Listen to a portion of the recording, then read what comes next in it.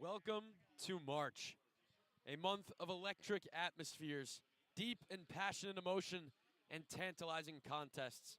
And inside Millett Hall tonight, the Miami RedHawks women's basketball team look to start off the month right, a month which they hope will yield multiple victories and postseason success. They begin their march with their last home game of the regular season, a clash with their common MAC foe, the Kent State Golden Flashes. My name is Jake Zirolli. I will be your host for today's pregame, halftime, and postgame segments here on this coverage of Miami RedHawks women's basketball on Red Hawk Radio. So without further ado, let's get into your pregame preview for tonight. Jumping into the 2025 season so far, Miami sits at 24-5 with a 15-1 conference mark, including a 4-game win streak, which they find themselves on. And of course, the queens of the MAC right now, first of 13 in the conference. With a win today, they secure at the very least a share of the MAC title. So a big day today. They cannot clinch it outright tonight, as Ball State does not play tonight. But they can at the very least grab a share with a victory over these Golden Flashes tonight. Their last contest was a 74-56 victory over the Zips of Akron right here in Millett Hall on Senior Day. The 3 seniors on this team, those being Amber Scalia, Clara Gonzalez, and Ashton Ely, were all honored with a nice pregame message from their teammates, walking out with their families. A very nice ceremony for the 3 seniors, each playing vital roles in this team's great success this campaign. But in that game against Akron, the scoring leader was Nuria Herho with 15 points.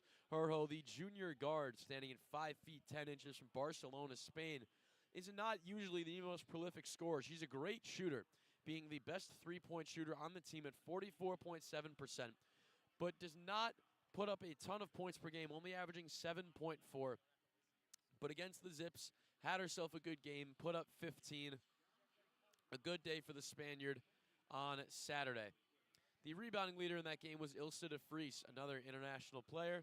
She is from Groningen in the Netherlands, the sophomore, standing at 6 feet 3 inches. Recorded 7 rebounds, one of them offensive, the other 6 defensive. De Vries was really doing it all out there against Akron. 8 points of her own, along with the 7 rebounds, which of course led the team, adding 3 assists on 50% shooting and adding 3 blocks. So definitely a more defensive-focused game for De Vries, cleaning the glass on the defensive side and protecting her own rim as well. She did very well down there in the post against a taller Akron team, especially with their tall center at 6 feet 5 inches, Lisa Toponen.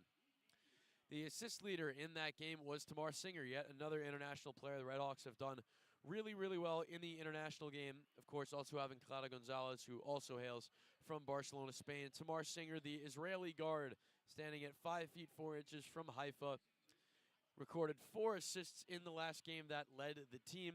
She is one of the best point guards in the country, not just in the MAC, but in the country, averaging 7.2 assists per contest. Singer has been prolific with the ball in her hands. Had 4 assists against the Zips, also adding 12 points and 2 rebounds on 62.5% shooting and recording 3 steals of her own as well. So another player who was doing it all against the Zips on Saturday. The team stats for that game: the RedHawks shot 53% from the floor, 33% from 3, and only 64% from the free throw line. So the free throw line number is disappointing, as their average this season is 75.8%, which is good for second in the MAC. Well under that mark in that last game. As for the other 2, the field goal mark was well above at 53, while the average is 45.3. Excuse me, folks, I have the hiccups. And their 3-point mark in that game was just below their season one of 34.9, which is good, of course, for first in the MAC. These ladies can shoot the lights out, folks, and I anticipate they will do the same tonight against the Flashes. In that game, it was a close first quarter. Only up by 5 were the RedHawks after the first 10 minutes. But a big second quarter, which saw them take that one 21-9, really pushed them away. They were able to really gain control of it, sink their teeth into that game, and they never let go. Keeping the lead, the entire time. From there, ended up claiming it by 18. The starting 5 was the normal 5, featuring Tamar Singer, Amber Schroeder, Ilse de Vries, Nuria Herho, and Amber Scalia. Moving on to the Kent State Golden Flashes. The Flashes come in at a even 14-14 with an even 8-8 in the conference. So if I had to describe their season, I'd say it'd be pretty mid, pretty so-so, but they are currently in the MAC tournament picture at 8th of 13. They are tied. Actually, technically, they are tied for 6th, but they find themselves 3rd in the tiebreak of 3. So they currently find themselves as the 8th seed. Actually, right now, this is what the first-round matchup would be, which you'll see on Wednesday, March 11th, a week from today at 11 a.m., which we will be with you for. Of course, we will send our guys out to Cleveland. Very excited to be with you for both the men's and the women's tournaments out there. But continuing with Kent State, they are, of course, located in Kent, Ohio, around 4 hours from Miami, so somewhat local rivals, much closer to Akron, so they are much more local rivals with the Zips, who, of course, Miami did take down on Saturday. The head coach for the Flashes is Todd Starkey. In his 10th season, the longtime head coach has amassed 178 victories and 125 defeats as the head coach at Kent State. So a lengthy tenure, but a successful one. Of course, they made the tournament 2 seasons ago. They look to potentially go on a run in this conference tournament and become the queens of the MAC in their own right when it's all said and done. In their past contests, they recorded a 63-56 win over Central Michigan on Saturday at their home ground, the MAC Center in Kent, Ohio. Of course, the RedHawk men playing a thriller there earlier this season, beating the Flashes 107-101 in overtime, one of the best games of the season. For the Flashes against the Chippewas on Saturday, their scoring leader was Corinne Hauser, the senior guard, standing at 5 feet 7 inches from Rochester, Pennsylvania, put up 15 points as well as 2 rebounds and 2 assists on 53.8% shooting. She was also the assist leader in that game. Hauser, one of the best players on this team all season, averaging 9, 2.5, and 2 on 37.5% shooting. Hauser is one of the floor generals for the Flashes and for Coach Starkey. So I trust she'll be matched up with Amber Scalia. Tamar Singer may even see some Macy Taylor in there after Taylor's big performance, 13 points against the Zips in Miami's last game. So Taylor may see more minutes, the junior Wright State transfer. The rebound leader for Kent State was Riley Rissmiller. Rissmiller, the center, which, of course, in college basketball, not just women's, in college basketball as a whole, pure centers are getting less and less common.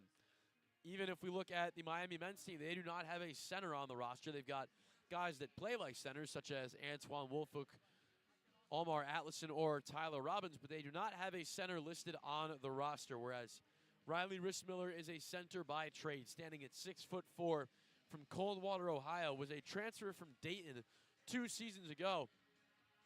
She had 6 rebounds in that contest against the Chippewas, all of them being on the defensive glass.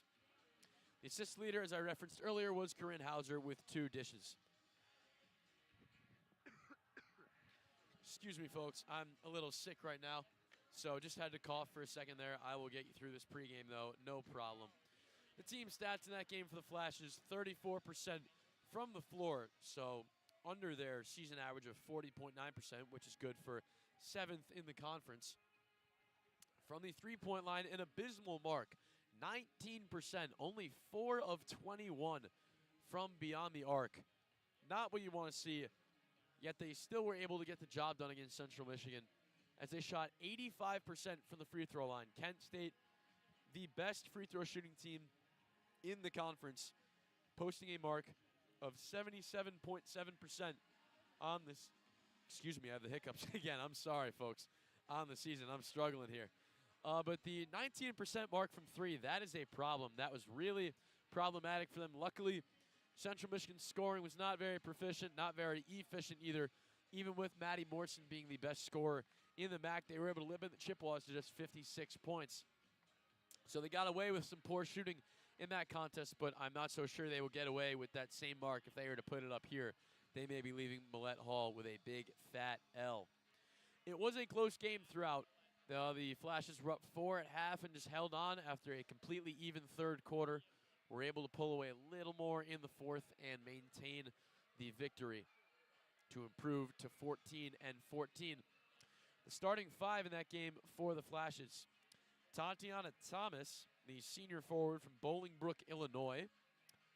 There was Riley Rissmiller, as I discussed, the junior center. Anna Campanelli, the freshman guard from Huntley, Illinois.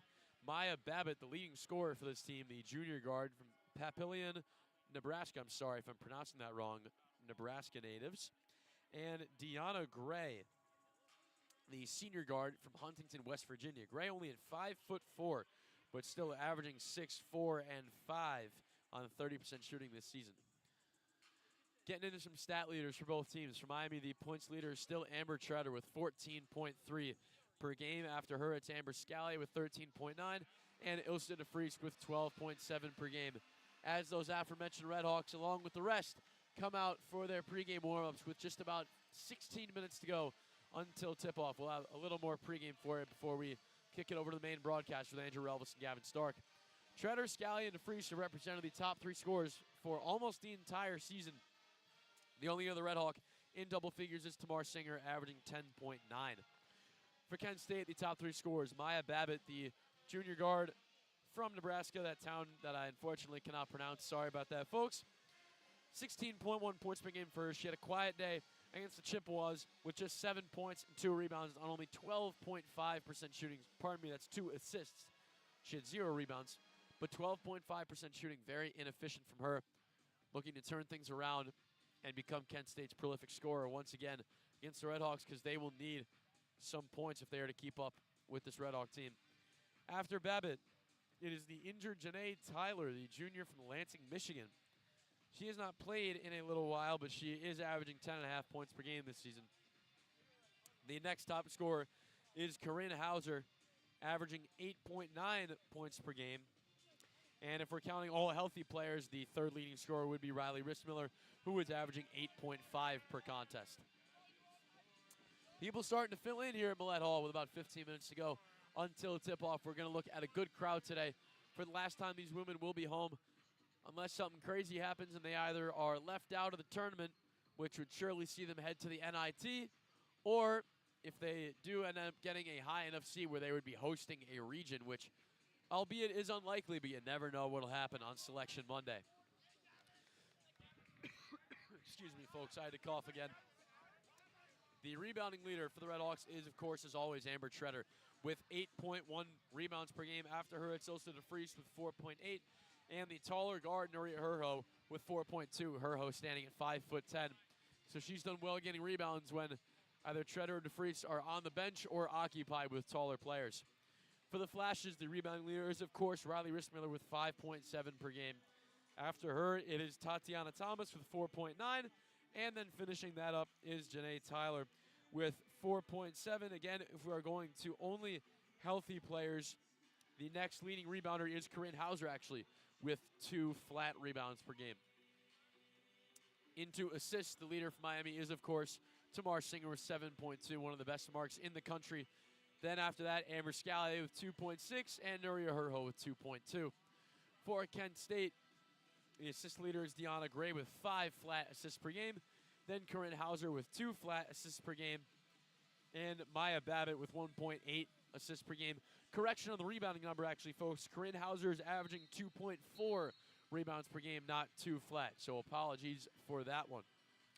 Getting into some roster breakdown here. Miami, we've heard this story before. The 2 main veterans are Nuria Herho and Amber Treader, both juniors who have played all their years of college basketball here in Oxford. The main seniors, pardon me, not seniors, transfers. There are a few senior transfers. All the seniors actually honored on senior night were all transfers. Those being Clara Gonzalez, the transfer from Jacksonville State, who was averaging 3.3, 1.5, and 0.9 on 34% shooting. Ashton Ely, the senior transfer from UAB, averaging 2, 1, and 0 on 37%. And, of course, the star guard, Amber Scalia, with the transfer from St. Thomas, the former Tommy, averaging 13.9 points per game, as well as 2.8 rebounds, 2.6 assists on 42.5% shooting. For Kent State, this is a very transfer-light team. Only 2 transfers. The main veterans are Corinne Hauser, a senior Maya Babbitt, a junior. Both those played all their years in Flashes colors. Bianca Juzo, the senior forward from Ribeirão Preto, Brazil. So the Brazilian forward who's averaging 3, 2, and 1 on 37% shooting this season. She gets a few minutes a game in their last contest against Central Michigan. She had 3 points, 4 rebounds, and 2 assists on 33.3% shooting. And the final big veteran is the unfortunately injured Janae Tyler, who is a junior. Really, the only 2 transfers on this roster who are getting minutes are Riley Rissmiller, the transfer from Dayton 2 seasons ago, and Emery Klatt, the senior forward from Killdeer, Illinois, who is a transfer from DePaul. In the last game against Central Michigan, had 7 points, 6 rebounds, and an assist on 20% shooting. Also adding 4 steals there, so a certified pickpocket is Emery Klatt. On the season, averaging 6.4 points, 4.6 rebounds, and half an assist on almost 61% shooting, so very efficient. My player to watch for both sides as we approach the 12-minute mark until tip-off. Still a little more pregame for you until we move on to the main broadcast. For Miami, my player to watch is Nuria Herho, the 5'10 junior guard from Barcelona, Spain. Had 15 in the last game, leading the team, her best this season. As I said earlier, normally does not put up a lot of points, averaging only 7.4. She's a critical part of this team, being a starter and a regular minute getter throughout the game, but does not find herself on the score sheet as often as her shooting percentage would suggest. She is the best three-point shooter on the team at 44.7%, from the field 44.5%, and a solid free throw mark at 70%.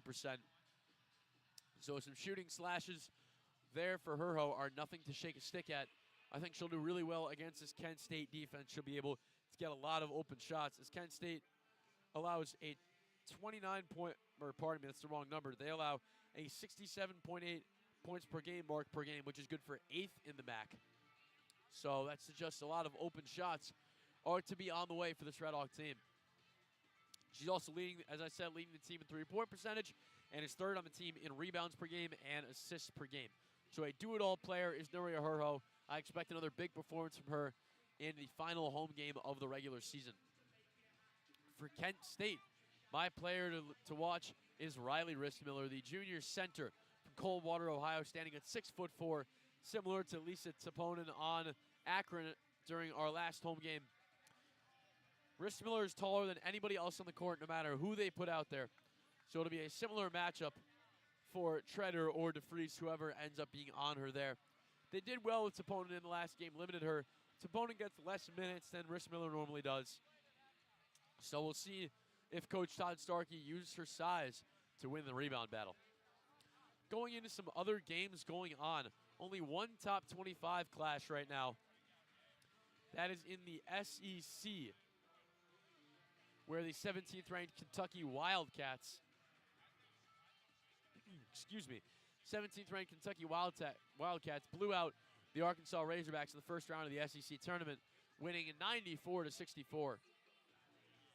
So the Wildcats moving on in the SEC tournament. Of course, we're getting some conference tournaments started. 11 of the 31 conferences have kicked off so far, those being the SEC, the Big Ten, the Big 12, the ACC, Sun Belt, Horizon League, A10, the Ohio Valley, the Atlantic Sun, the Summit, and the Big South, which leave 20 still yet to start.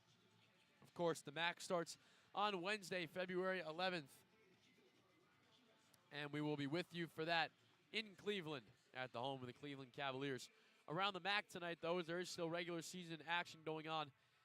Halftime in Akron, the Massachusetts Minutewomen at 21-6 lead the Zips 31-17 after the Zips scored just 7 points in the first quarter. So the Minutewomen look to be on their way to victory there. Of course, that is the only team the RedHawks have lost to in MAC play, losing a heartbreaker 65-64 in Amherst earlier this campaign. Pardon me, folks. With 2 minutes left in the first quarter, the Ohio Bobcats lead the Eastern Michigan Eagles 15-9 in Ypsilanti. Both teams that the RedHawks have claimed victory over this season. Another MAC game going on right now is in Mount Pleasant, where the Central Michigan Chippewas are locked in a battle with the Bowling Green Falcons early in that one, as is in the Ohio game. Just about 2 minutes to go in the first quarter. That one currently at 13-9 in favor of the Chippewas. Bowling Green at 16-12 on the season, so they look also to qualify for the conference tournament. Looks like they will get into that top 8, as will the Chippewas, as it stands right now. The two games yet that will get going at the same time as this one at 7 o'clock are Buffalo and Northern Illinois at the Convocation Center in DeKalb, Illinois. Both of those teams, unfortunately, will not be seeing the MAC tournament. They will fall short as their MAC records are not very good. Buffalo 1-15 in the conference. Northern Illinois 3-13. So a battle of the basement there in DeKalb. And the other game getting started at 7 o'clock will take place in Kalamazoo, Michigan at the University Arena. That one will feature the home team, Western Michigan Broncos, taking on the Toledo Rockets, who, of course, the men's team beat in a thriller 74-72 last night to extend their record to 30-0. So shout out to them. Going into now my keys to the game with 5.5 minutes to go until tip-off before I give it over to Andrew Relvas and Gavin Stark. For Miami, it's the same thing as I keep saying on these pregame shows, folks. Their shot selection has got to get better. They've been having a bit of a bit of a lull in scoring in their last few games. This is a team that was averaging close to 80 points a game at one point this season. Their last 3 games, they've scored 68, 78, and 74 for an average of just about 75 points per game, which is above their season average. But their scoring is just a lot less efficient. They're relying on runs a lot more, and their shot selection has just been poor. So it's got to get better, especially in these MAC tournament games, which will hopefully lead into some NCAA tournament games. Some other keys for Miami is to iron out the transition game. They end up turning the ball over in transition a lot too much. They are such good perimeter defenders that they shouldn't be giving the ball away that much. Excuse me, another hiccup, folks. They just lose possession in transition so easily, which, like I said, is a real shame because they're such good perimeter defenders. So many players like Tamar Singer, Macy Taylor, and Nuria Herho, who just love to poke the ball away and get it going down the other end. They can't just turn the ball over, give it right back in transition. And my last key is for them to close out on the shooters. Not the best shooting team is Kent State, but they will make open shots. They're in the middle of the pack in the conference for shooting statistics. 41% from the field, 29% from 3. But another key for them is to not foul, because this Kent State team is the best free throw shooting team in the conference. They have got 5 players. Pardon me, I'm still wrong. That is 7 players. I can't count. Sorry, folks. There's a reason I'm a slam major here, not a math major. Anyways, 7 players shooting 80% or better from the free throw line. That is an absurd number. For reference, Miami has 3 who are at the 80% mark or better. So they are a prolific free throw shooting team. So a key thing for Miami will to not be getting foul trouble, not just for individual players' sakes, but also to keep these flashes off the charity stripe. For Kent State, they've got to start making their threes. They had an abysmal three-point shooting day, going just 19% from beyond the arc. They've got to shoot better than that if they want to have a say in this game, especially from beyond the arc. They've got to get rebounds, too. They do have the size advantage with Riley Rissmiller, who will surely get a big chunk of minutes today. They need her to dominate in the post down there, as well as Emery Klatt, Tatiana Thomas, and Bianca Juzo. They need to win that post battle. And finally, they just need to continue to shoot those free throws well, because Miami is going to make this a physical game, even though they may try to not foul. A team that shoots free throws as well as Kent State, that is one of their many lifelines, especially in close games. That's how they are able to rely on getting wins down the stretch when it comes to foul time, when we're walking back and forth down the court, when it's a free throw shooting contest. That is something that this Kent State team is really good at. And if they can do that well, they can get fouled a lot, get to the charity stripe, they can make this game a lot closer than a lot of people in here will think. Well, this arena is filling up. The students are ready. The students are interested. The last home game of the regular season inside of, pardon me, inside of Millett Hall. I'm thinking Miami does take this one, 74-61 though. It'll be a little closer in their last contest against Akron, but they will get it done. My name is Jake Zirolli. Thank you so much for listening to the Red Hawk Radio pregame show on this presentation of Miami Redhawks women's basketball. In just about a minute, I will kick it. You will hear from, pardon me, to Andrew Relvas and Gavin Starks. We'll hear from them in just about a minute. Stick around, and we will get you to the game shortly.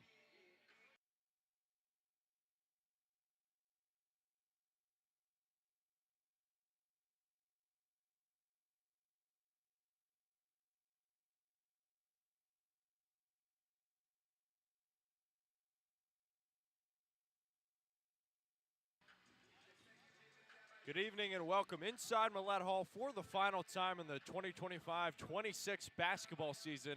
Tonight it is the Miami women's basketball team's turn to capture a win that would give them their first MAC regular season title in 22 years and finish with a perfect home record. My name is Andrew Relvas alongside Gavin Stark, and Gavin, like last game for the men's team, this is a huge game that the women's team is looking to really capture their moment. Yeah, I mean, last night, you obviously see the men's team in a sold-out arena for the final time inside of Millett Hall. They bring home some confetti and, celebrate a little bit. And Travis Steele talked after the game, and he talks about, his job is not finished. But it goes the same tonight for this women's team as they look to take a regular season MAC title as well. The job's still not finished. They have so much to play for moving forward. But today, a huge, huge step going forward for this team, and ultimately a big confidence booster if they can pull off a MAC regular season title tonight for this talented team who's had such an impressive season so far. Miami versus Kent State starts in just a moment. Stay tuned with the presentation of the national anthem.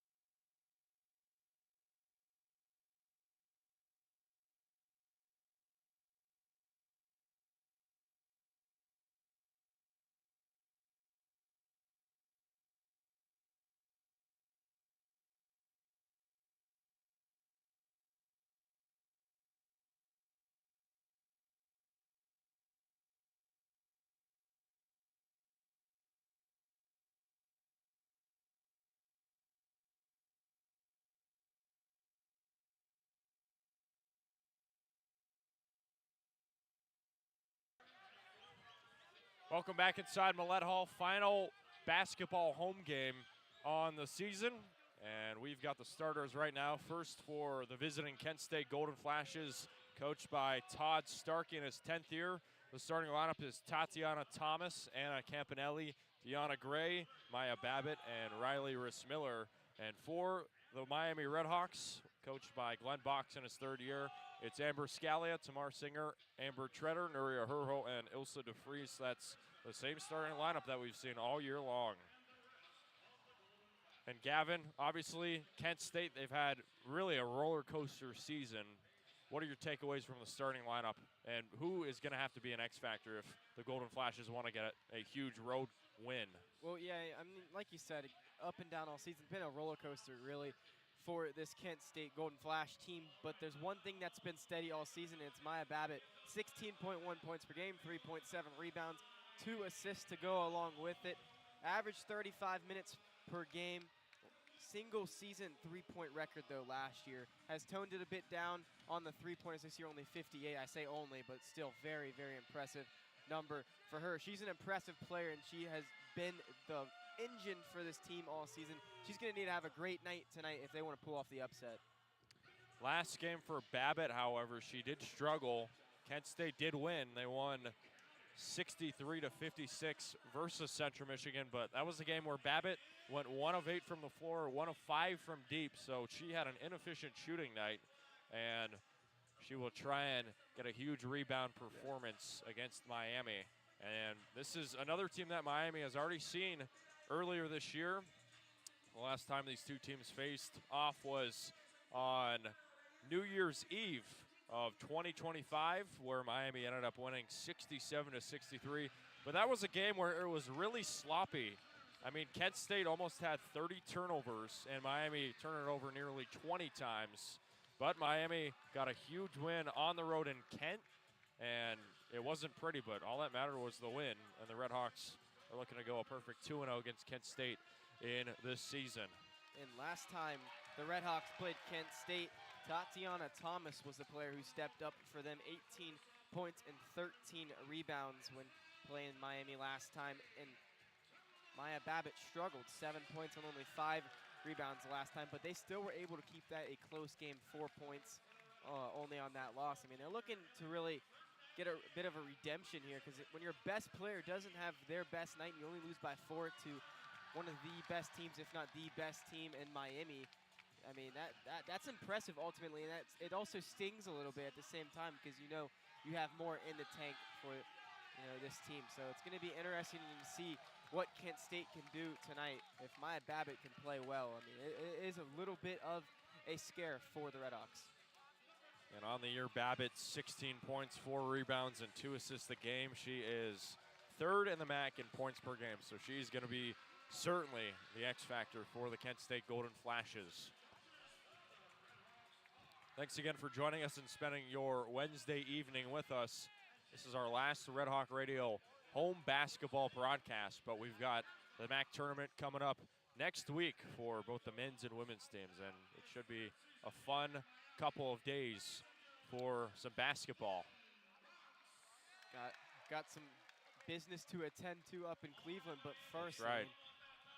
Men's team took care of business last night. They have one more left, and then the women's team tonight, and then Saturday afternoon to wrap up the regular season as well. But like we said earlier, this team looking to close in on a MAC regular season championship and sweep the Mid-American Conference in men's and women's basketball. A lot on the line for Miami, and they'll look to push all the chips in the middle in tonight's game. For Miami, they're wearing the home whites with Miami script across the chest, the white and red shorts, and for Kent State, the road blues with Kent State yellow across the chest and the blue shorts with gold and white. Tonight's officials, Angela Enlin, Corey Malone, and Nathan Baker in today's game. DeFries and Rhys Miller are up. Miami wins the tip, and the RedHawks will move it from left to right. Settle back and enjoy round 2 between the RedHawks and the Golden Flashes on RedHawk Radio. Miami will move it quickly here. Tamar Singer handing close to Hurl. Back to Singer. Singer feeds inside to Scalia running, and she ran into a brick wall. That was Rhys Miller, and she traveled on opening turnover for Miami. Rhys Miller, the Dayton transfer, brings a lot of size on this lineup for Kent State tonight. And it's going to be interesting to see that matchup between DeFries and Treader and Rhys Miller all night long. Back to the Flashes, working from right to left. Kent State, a record of 14-4 coming in, and they're looking to finish a game above 500. It's been a roller coaster of a season for the Flashes, certainly. Maya Babbitt driving down the lane, swatted out of bounds by Amber Treader. A statement made by the junior from Ferdinand, Indiana. Amber Treader's been such an impressive player throughout her 3 seasons so far at Miami, but on the defensive end, it's gotten so much better this season. Gray on the inbound has Babbitt before Babbitt nearly threw it away, searching for Anna Campanelli. Amber Scalia and Campanelli vying for that possession, but it was last touched by Scalia. So it'll stay with Kent State. 5 left on the timer. Babbitt searching for open bodies. She's got Miller. Time winding down, and she's in a trap. 1 left on the timer, out of bounds off of Miami. Looked like it was off of Herho, but hard to see with about 15 people in front of us standing up. Only 1 second left on the shot clock here. Got to get a shot off quick. Gray on the inbound has Babbitt. Near elbow jumper way off, and that's going to be a shot clock turnover. So a great opening defensive stand by Miami. And this is where this team has really thrived all season. The defensive end, Glenn Box has this team locked in defensively. That's why they find themselves winning so many games this season. Back the other way for Miami on the right timeline. It's Singer on the right wing, gives over on the left side for Herho. Hesitated for a moment, swings out, right wing three-pointer. Scalia in and out halfway home, but in comes Treader for the rebound, puts up a shot, no good. Great defense by Miller and company, and Kent State forces a stop. Back to the flashes, Gray pushing the pace a little bit, feeds down low to Babbitt, and it's blocked from behind by DeFries. Back-to-back blocks by Miami. The RedHawks looking to make them pay. Far elbow jumper transition from Scalia, no, but in comes Treader with the offensive rebound. Second chance point for the RedHawks, and they strike first 1:40 into this game. Nice offensive chance there by Miami. Gray in the post gives over Tatiana Thomas, and she airballed a jumper inside the free throw line. Tamar Singer has it, pushing it quickly. Goes around Gray up top, gives over to Freese. Right wing 3, Treader. Too strong on that one. And the rebound is cleared by Campanelli, the freshman from Illinois. Interesting to see DeFries pass up the 3 ball and give it to Treader. Treader almost knocks it down. Goes down low. Thought we heard a whistle there, but it was Tatiana Thomas. She missed the layup, and it will go back to the RedHawks. 7:50 left to go. Miami's ahead 2-0. Amber Treader down the lane, 1-on-2. She misses the layup, grabs the miss though, keeps the possession alive, swings it near side for Herho, and the RedHawks reset. Shot clock at 15 around the horn. This is DeFries for 3, hit off the side of the backboard. Brutal miss there by Miami, and it's back to Kent State. Feels like offensively this team just needs to find their rhythm and just see a few go in. Treader on the putback got the first points for this team, but other than that, offensively both teams struggling here early. Campanelli at the free throw line, searching for Miller. No one's there, and that's going to be a tough turnover for Kent State to take there. Just a head scratcher. No one was really there. Yeah, I mean, offensively for both teams, it feels like they're just hesitant a little bit. And that goes for both ends. I mean, if I'm Miami, I'm just going to give it to the star point guard and Tamar Singer and let her really run this offense, this possession, and see what kind of set they can get out of that, whether that gets into the hands of Amber Treader, Amber Scalia, or Elsa DeFries. Who knows? They can all really score at will. Flashes have Babbitt, along with Hauser, Hildebrand, Klatt, and Tatiana Thomas. And for Kent State, they love to use a lot of players on this team. Back to Miami, ahead 2-0. Singer, top of the key, beyond the three-point line, kicks on the left side for Scalia, goes in the paint for DeFries. They go on the right side back to Gonzalez, and they're going to call a foul on the floor on Journey Hildebrand. Stops it at 6:48. So they're going to call this on Corin Hauser. So it'll stay with Miami. 20 left on the shot clock. Miami 1 of 7 from the floor shooting-wise, looking to pick it up. Singer on the block, gives up top Treader. In the corner to Freese for 3. She drains it, and Miami leads 5-0 here in the first. DeFries missed her first corner 3 badly, but that is her spot, and she knocks it down this time. Hildebrand up and under, missed the layup, but they're going to call a foul as Tatiana Thomas came skying in. And one of the RedHawks players are going to be notched for the foul. That is Gonzalez. Yeah, a bit confused on that call. The entire bench for the RedHawks confused as well. So it'll be Kent State basketball, 6:27 left to go. Feed up top from Hauser. It's Tatiana Thomas, and they go on the right side to Hildebrand. Gives close to Corin Hauser, the fourth-year player. She's had an injury-riddled Kent State career, but finally healthy this year. Hauser down the lane, trying to escape Gonzalez. She won't. Turns it over. Singer swipes it away, and it's off to the races. One on nobody. Singer missed the layup, but in comes Treader for the rebound, and she was fouled on her way up. So a great heads-up play there from Treader to grab the offensive board and the foul. And that's a great job there by Amber Treader to just follow Tamar Singer. Just in case she missed the breakaway layup, she ends up missing it. And guess who's right there? One of the best rebounders in the entire Mid-American Conference, Amber Treader, 8.1 rebounds on the season. She gets the offensive board there and another opportunity, and now she's at the free throw line to look to grow this lead. First free throw for Treader with the right hand is good. Treader coming in, averaging 14 points, 8 rebounds, and 2 assists, and she's 73% from the free throw line. Second one on the way, and it's good for Treader. Miami's up 7-0, a touchdown lead over Kent State. 6:04 left to go in the first. Andrew, I think one of the more impressive things with this RedHawk team is the defensive side of things. And right now, you know, offensively not really all there so far, but they lead 7-0 because their defense has just been so brilliant within these first 4 minutes. Already forced 3 turnovers on Kent State and looking to force many more. They almost do there as Gonzalez was shot out of a cannon, almost stole it away again, and took away a pass intended for Hildebrand. It'll stay with Kent State, 15 left on the timer, 5:48 left to go in the first quarter. Hildebrand on the inbound, bounces close to Hauser, and it gives right back to Hildebrand. Hildebrand dancing with Sakano down the lane, lost the dribble, turnover number 4. Great defense by Sakano.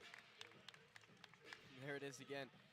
Mia Sakano has been a brilliant addition for this team this season as well. She comes in and gives very valuable minutes on the defensive end, and she has found her way in the lineup more and more because of her defensive abilities. She's a JUCO transfer as well, and although she doesn't get a ton of offensive opportunities, she's really good on the defensive side. Sakano on the right wing, searching for open bodies, gives in the corner for Gonzalez. Up top, this is Treader. Back to the corner to Freese, and here's Gonzalez. In the lane, searching to pass on the far corner for Herho, but tipped out of bounds by Kent State. It'll be Miami basketball with 2 left on the shot clock. And up comes Scalia quickly. You've got to think this one probably finds the hands of Amber. Actually, she's going to inbound it for decision-making purposes. I mean, you got to think this finds the hands of Amber Treader, Elsa De Vries here. Scalia on the baseline, and Glenn Box was going to bring in Van Timmeren quickly, but gets a little reset warning from the officials. Miami's up 7-0 here in the first 5:13 left to go. And the RedHawks will have 2 left on the shot clock. Scalia feeds up top. This is Treader over to Sakano. That's going to be a shot clock turnover. And Treader didn't know how much time was left. She's putting her hands on her chest saying, "My bad." And that'll be a shot clock turnover on Miami. I think the most unfortunate and frustrating part of that sequence there is Amber Treader has an open three-pointer when she first initially gets the ball from the inbound from Scalia, and instead of taking it, she pump fakes and gives the ball up there, and you really would like to have that if you're a RedHawk fan, because she might have nailed that one right at the buzzer. Yeah, she definitely has space, but Kent State will get the stop. Back the other way, stolen away by Gonzalez, and she took a hard foul from behind. Bianca Juzo, the Brazilian, fouls the Spaniard Gonzalez from behind, and that'll be free throws. And kind of a rough foul, too.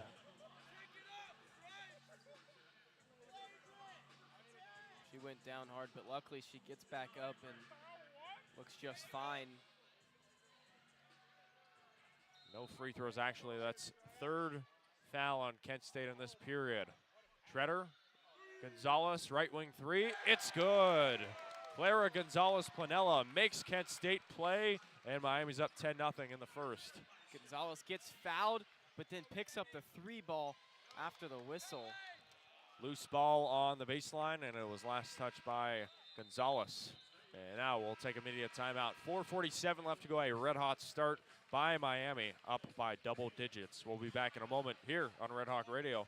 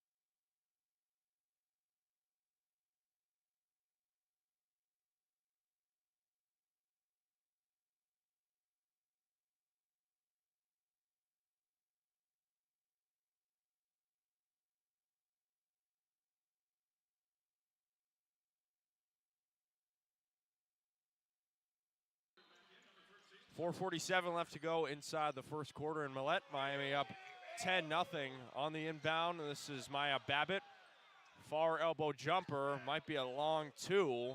No good, with Riss Miller battling for the rebound, and it was last touched by her, so it'll go back to the RedHawks.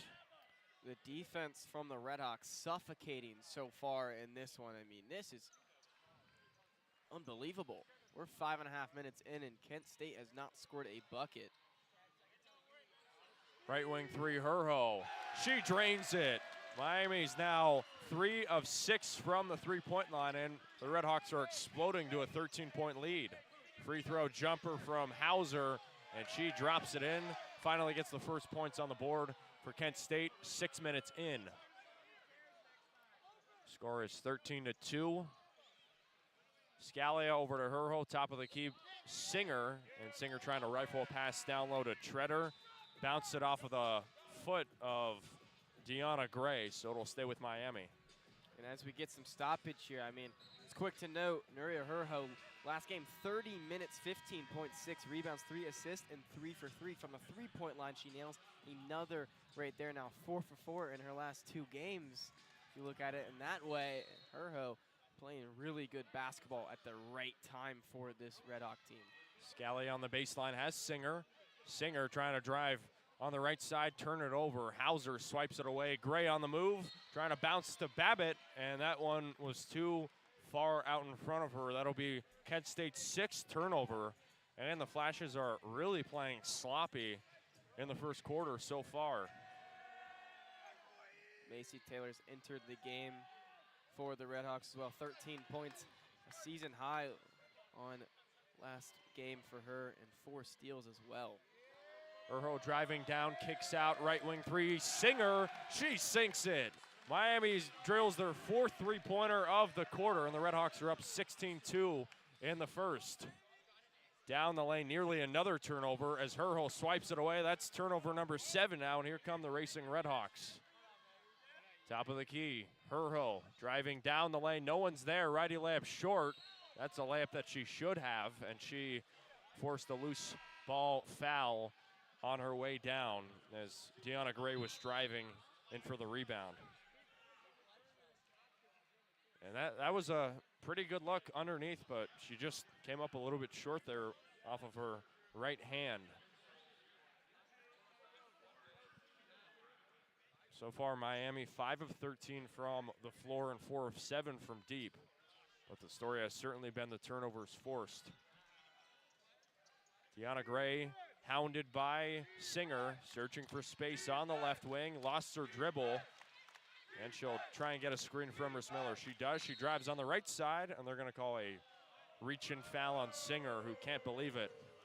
Jaw is to the floor for Singer. That stops the clock, 3:07 left in the first. So it'll be Kent State ball right in front of us. It'll be Journey Hildebrand on the rebound, or the inbound, excuse me. Miller over to Thomas, back to Hauser, and they go down low in the paint to Hildebrand. She missed the far elbow jumper. Second chance point for Tatiana Thomas. It drops in, and it's 16-4 in the first. Kent State finding their points with some second chance opportunities like that one right there. Treader up and under, split the trees, no good on the layup, and it's back to Kent State. Flashes are 1 for the last 5 field goals. Thomas thought about a free throw jumper, kicks out right wing 3 from Gray, no good, and in comes DeFries, who grabs the rebound and took a hard foul from behind. And that's a textbook rebound there from DeFries too. High points, the basketball keeps it up high and draws the contact as well. A great defensive rebound there from DeFries, and now they're heading the other way and picking up a foul. It's a win-win there for the RedHawks. 4th foul on Kent State. 1 more would be free throws. And Miami moves it across the right timeline. It's Singer, top of the key, dancing left. Now goes on the right side. Treader feeds in the paint. DeFries put up a shot. She was blocked, but taps it to Singer, who was barreling down the lane, missed a really good look. And the RedHawks come up empty again. Miami has had a lot of good looks in the paint, but they've come up empty on their fair share of them. Back to Kent State. Juzo gives up top over to Gray. Back to Juzo on the elbow. Swings close to Hauser, and Macy Taylor pushed Juzo to the floor. That stops the clock, 1:55, foul number 4 on the RedHawks. Might have been a little bit of some flopping or acting involved in that one, but that's a big foul for Kent State to pick up because they kind of looked a little bit lost offensively right there. So now they got to reset things and really set up some things that they may want here from the inbound right next to us. Under 2 left to go, Miami up by 12. Gray up over to Juzo, back on the right side to Hildebrand, and this is going to be a blocking foul, or excuse me, an illegal screen on Bianca Juzo. That's now the 5th on Kent State. First foul on this side of the court happens when Macy Taylor runs through the screen. This time, Amber Scalia tries to go around it. It's a moving screen there. Back to the RedHawks, up by 12. Feet in the paint from Scalia over to Treader, off the top of the glass and in. And the RedHawks are up 18-4 in the first. And with this team, if your offense is ever struggling, why not just feed it inside to Amber Treader? She is automatic. Far elbow jumper, Hauser, and she cans it. 1-on-2, no problem for her, and it's 18-6. Minute 30 left to go in the game, or excuse me, in the quarter. Kicks out. This is Gonzalez. She drives down the lane, drew some contact, no foul, and Klatt the rebound. Racing the other way, here come the flashes. Free throw jumper for Gray, no good. Battle for the board, who's gonna have it? Miller and Treader, but Treader comes away with it. Here comes Miami, showing off the speed. Singer over to Gonzalez, top of the key. This is Treader. Bounce close to DeFries, under a minute left to play in the first quarter. Scalia goes in the paint to DeFries.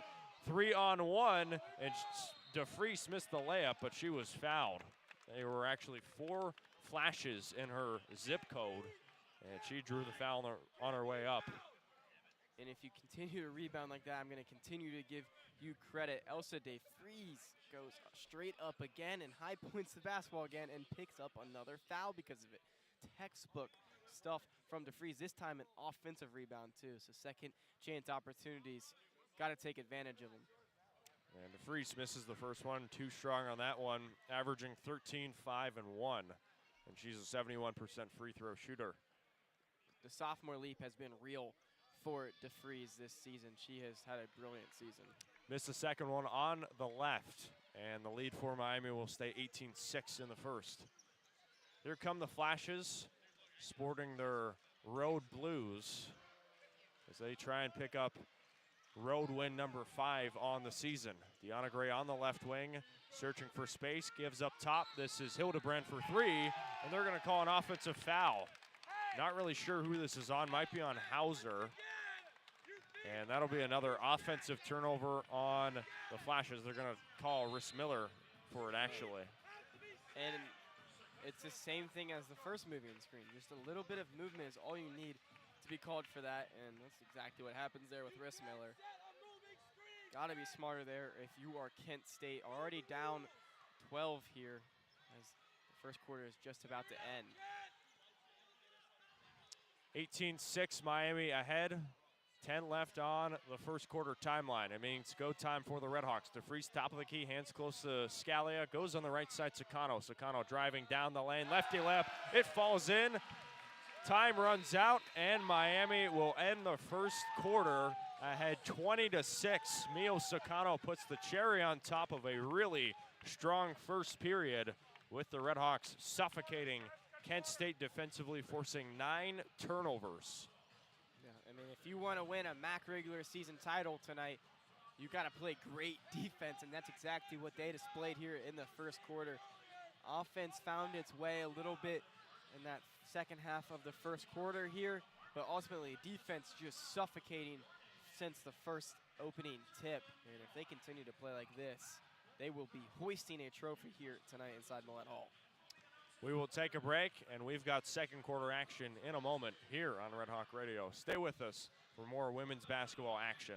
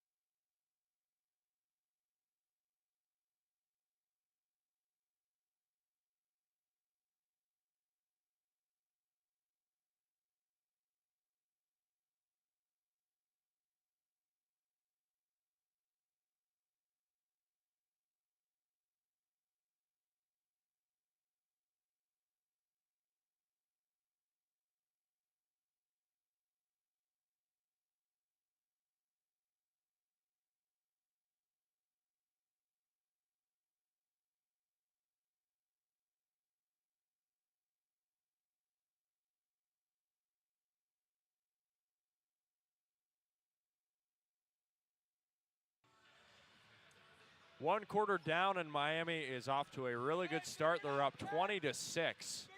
And it'll be Kent State basketball working from right to left to open things up. To start things off, Hildebrand inbounds over to Hauser, and they switch up top. Hauser, left wing three, all alone. She answers, and Kent State trails by 11 now in the second quarter. Hauser up to 7 points, but she's 3 for 3 from the field and knocks down her first 3-ball attempt of the night as well. She came to play tonight. Hauser on the year, 9 points per game. Treader on the right side, gives close to Gonzalez, floats over the top, finds Treader, beautiful dime, and inside Treader finishes off the glass and in. And Miami scores their first points here in the second quarter. They're up 22-9. Back to Kent State on the left timeline. Overall, they're shooting 4 of 13. Down the lane, Gray lost her balance, and they're going to call a foul on Sakano. Tough call there, to be honest. It looked like Gray just kind of lost her footing, but Sakano close enough to draw the foul there. So an unfortunate whistle, but probably the right call.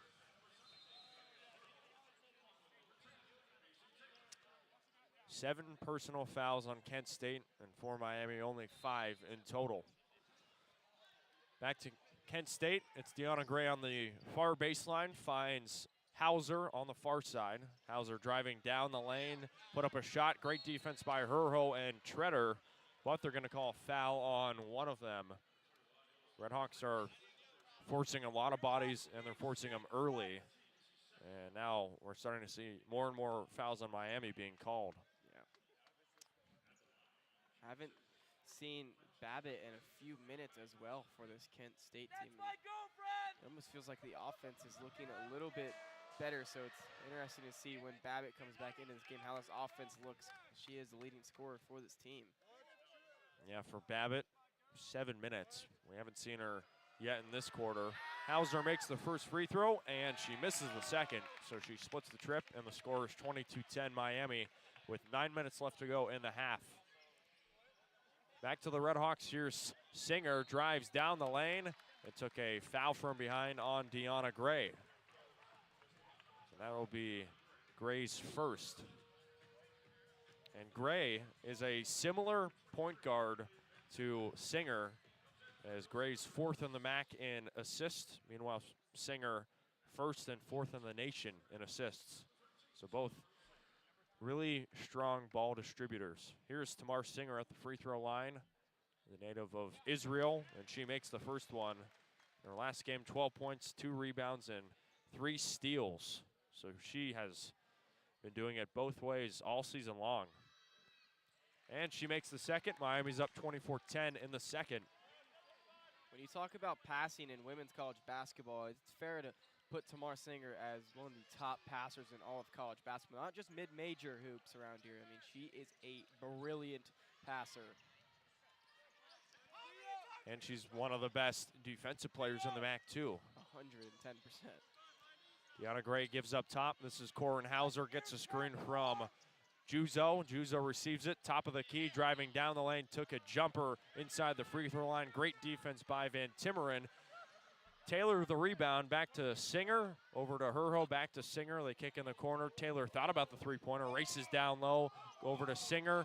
Far corner three, Herho, that missed off the left rim, and the rebound is hunted down by Deanna Gray. Pace is picking up inside Millett Hall. Deanna Gray thinking about what she wants to do. Drives in the paint, drew 2 RedHawks right to her, and they're gonna knock the foul on Van Timmeren. And that's a frustrating foul because Deanna Gray dribbles into no man's land. She dribbles into a trap, and Van Timmeren, mistakenly reaches her hands in for the ball. Not necessary at all. Picks up the foul. It's one you wish you could have back. On the inbound, this is Riss Miller with Van Timmeren glued all over her, but Riss Miller makes the layup, and it's 24-12 in the second. 8 minutes left to go.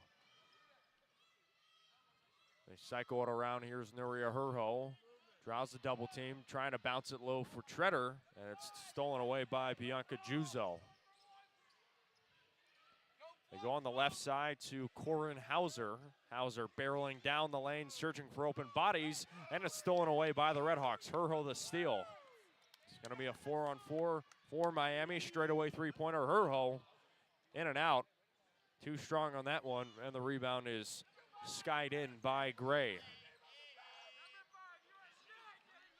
12-point deficit for Kent State, trying to bite into this lead. Free throw jumper for Babbitt is way off, and Miami forces another Kent State stop. Kent State 0 of 5 on their last 5 trips. Mason Taylor, an impressive defensive showing so far in these last few minutes. Taylor dancing around, kicks in the corner for Singer, and she missed the three-pointer badly. Miami now 4 of 10 from deep. The rebound goes back to Gray. Kent State will slow it down a little bit. Deanna Gray on the left wing against Nuri Herho, driving down, put up a shot. Herho hands in the air. Not a ton of contact, but they're going to knock Herho for the foul again, and Glenn Box is understandably angry with the officials here. I mean, a lot of these fouls are looking really ticky-tack. Like, Miami's not really fouling them super hard. Well, and the whistle gets blown not from the referee right in front of, where the foul was called. It was actually from the ref over in front of the scores table across from us. So it is an interesting whistle.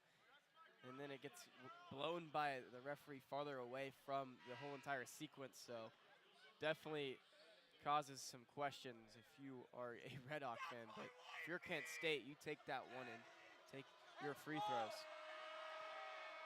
First free throw is off from Gray. And overall, that's Miami's 4th foul in the period. 6:37 left, and second one falls in for Gray. So the score is 24-13 Miami with 6:30 left to go. Gray gets her first points of the night. Third person to score for this Kent State team tonight. Miami already with 6 scores. Scalia top of the key, looking for an open air code. Gives up top. Treader feeds in the paint for DeFries, and DeFries lost it off of her fingertips. Emery Klatt the rebound, and it's back to Maya Babbitt. Babbitt across the left timeline. Goes short over to Deanna Gray. And Gray's hounded by Singer. Gray near the half-court logo. Goes on the right side, floats over the top to Maya Babbitt on the left wing before she puts on the brakes. Back to Gray, barreling down the lane, lefty layup way short, but Babbitt skies in for the rebound, and it's a fresh Kent State possession. Bianca Juzo, top of the key. And they'll slow it down a little bit, giving close to Deanna Gray. Back in the paint, this is Campanelli searching for Klatt. Ball's loose, finally finds the arms of Klatt, put up a shot, no, second one blocked again. It's a block party in Oxford, and they're gonna call a jump ball, and it'll be possession Miami. I mean, Miami doing everything but grabbing the rebounds and loose balls as of right now. I mean, this, as the referees meet up, I mean, this Miami defense has been stellar. They just can't secure the basketball in this possession, and Kent State finds himself, the tie-up goes Miami's way. My apologies, I thought that went Kent State's way. Yeah, originally Treader thought it was going to stay with Kent State, but goes back to Miami, and they're enjoying themselves a 11-point lead.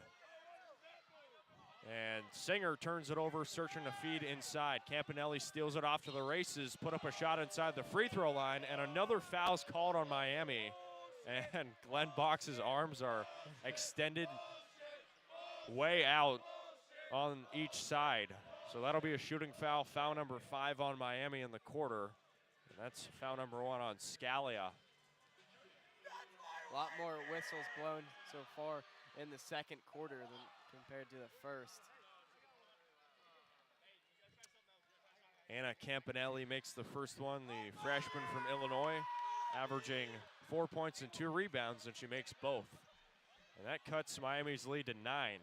In this period, Kent State leading 9-4, and Miami trying to get it right back. Singer bounces top of the key. This is Amber Treader, and she's heavily pressed by Bianca Juzo, and Juzo just committed the foul, trying to swipe it away. Miami 6 turnovers tonight. So it'll stay with the RedHawks with 5:05 left to go in the quarter. And this will be Treader on the inbound on the far sideline. Gives over to Singer near half court, and the RedHawks will work it slow and try to take care of this possession. Singer goes on the right side over to Taylor and back up top to Scalia. Feeds in the corner. This is Singer down the lane, ready layup. She smoked it a little too strong off the right hand, and Kent State forces another stop. Singer struggling a little bit in this first half to really finish it at the rim. She's had a lot of good looks. Campanelli on the right wing, wrapped up with Taylor. Taylor falls on the floor. Jump ball's called, but possession arrow is going Kent State's way, so it'll stay right here with the Flashes, and that will take us into our immediate timeout in the second quarter. 4:37 left to go. Miami up 24-15, but work to be done here on Millett Hall. We'll take a break and be back in just a little bit.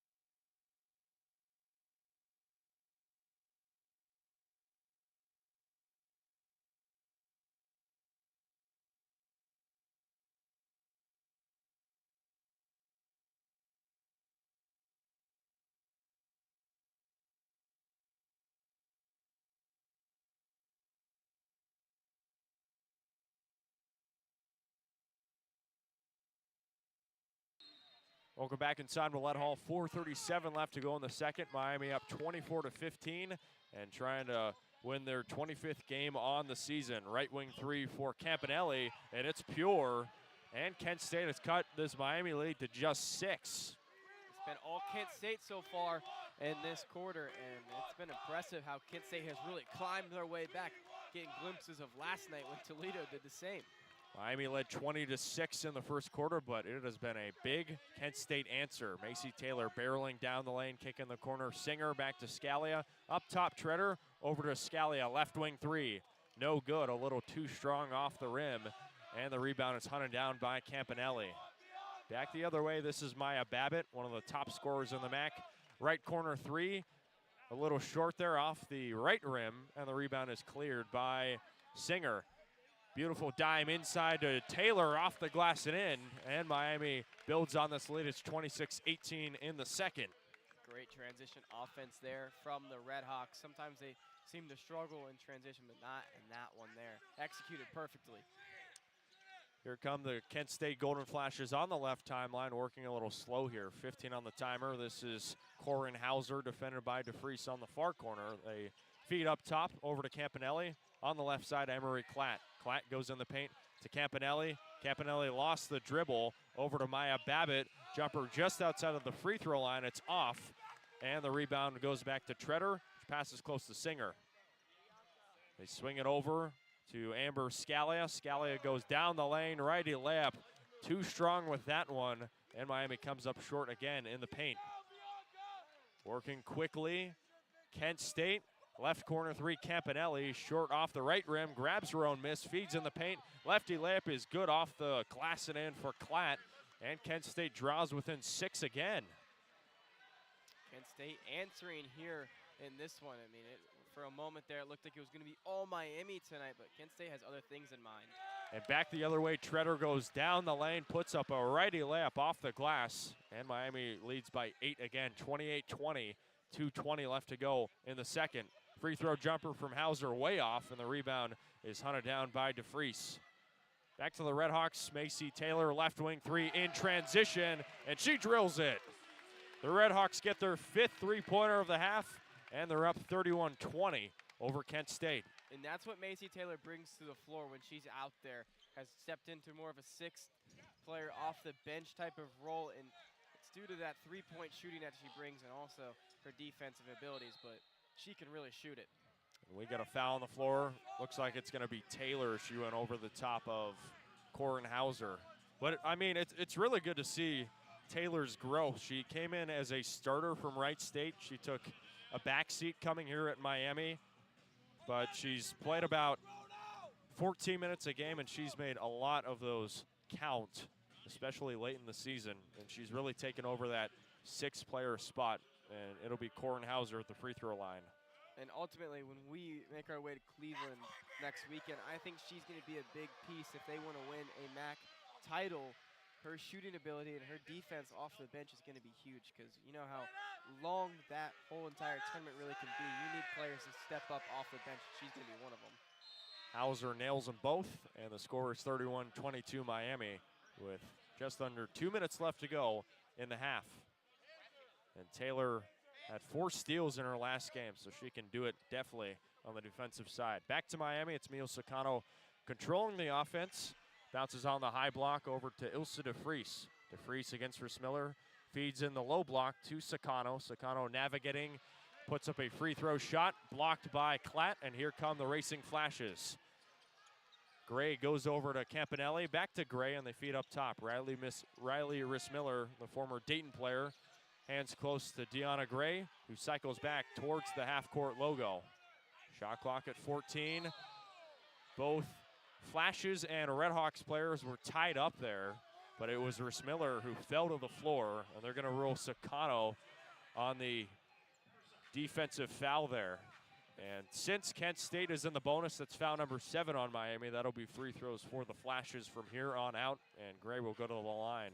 The physicality in this game has also really, taken it step up a little bit in this quarter as well. That's something that's been clear. And it's gone in Kent State's favor, the whistle, and also just them inching back into this one. So physicality going Kent State's way. First free throw is good for Deanna Gray, the 4th-year player at Kent State.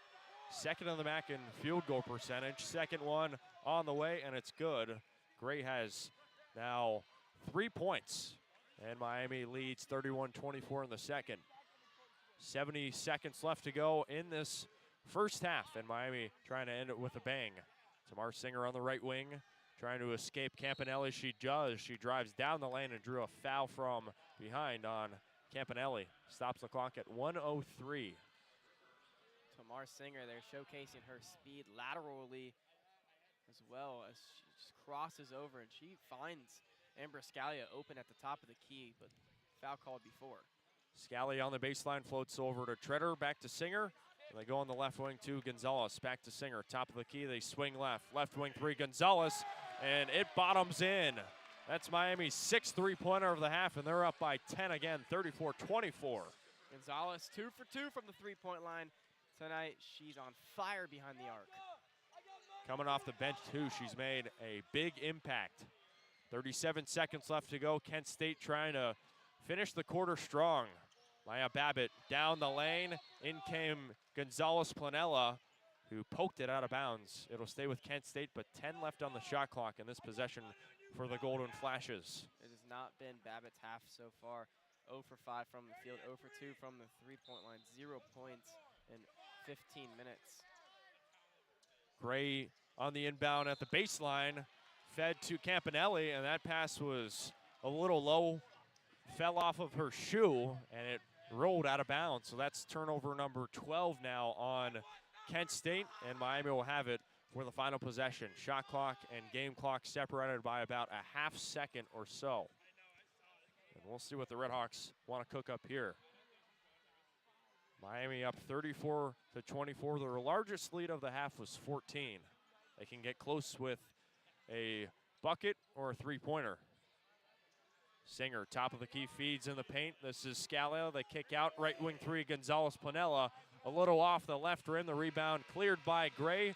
She won't shoot it, and that will end the first half on a really high note for Miami, leading 34-24. A really strong first 20 minutes by Miami that was capped off by the defensive end, forcing 12 Kent State turnovers, and the RedHawks really took advantage from deep, making 6 three-pointers. But overall, Gavin, just a really awesome first half, and for the RedHawks, they are 20 minutes away from hoisting their first MAC regular season title in 22 years, but still work to be done. Yeah, a half full of just great defense for this RedHawk team. And, you know, if you're going to play defense like that in the second half, you're going to be hoisting that trophy, like you said, Andrew. But got to credit Kent State for climbing back into this one and playing really good defense as well, only holding Miami to 34 points when, you know, at one point, Kent State had 2 points and we were halfway through the first quarter. So a great job by Kent State to really climb back into things, especially when your leading scorer has been completely shut down tonight so far. So, I mean, if the RedHawks continue this defensive way, they will be hoisting that trophy. But you really got to credit the players off of the bench. Maylee Taylor and Clara Gonzalez, both key minutes off the bench for this team and have been vital so far. Leading scorer for Miami, it's Treader, 10 points and 7 rebounds. And for Kent State, it's Hauser, 10 points and 1 rebound. Our score at the half, Miami 34, Kent State 24. And we'll be right back for more action. But first, we'll turn it over to Jake Zirolli for the RedHawk Radio halftime show starting in just a minute. Stay with us.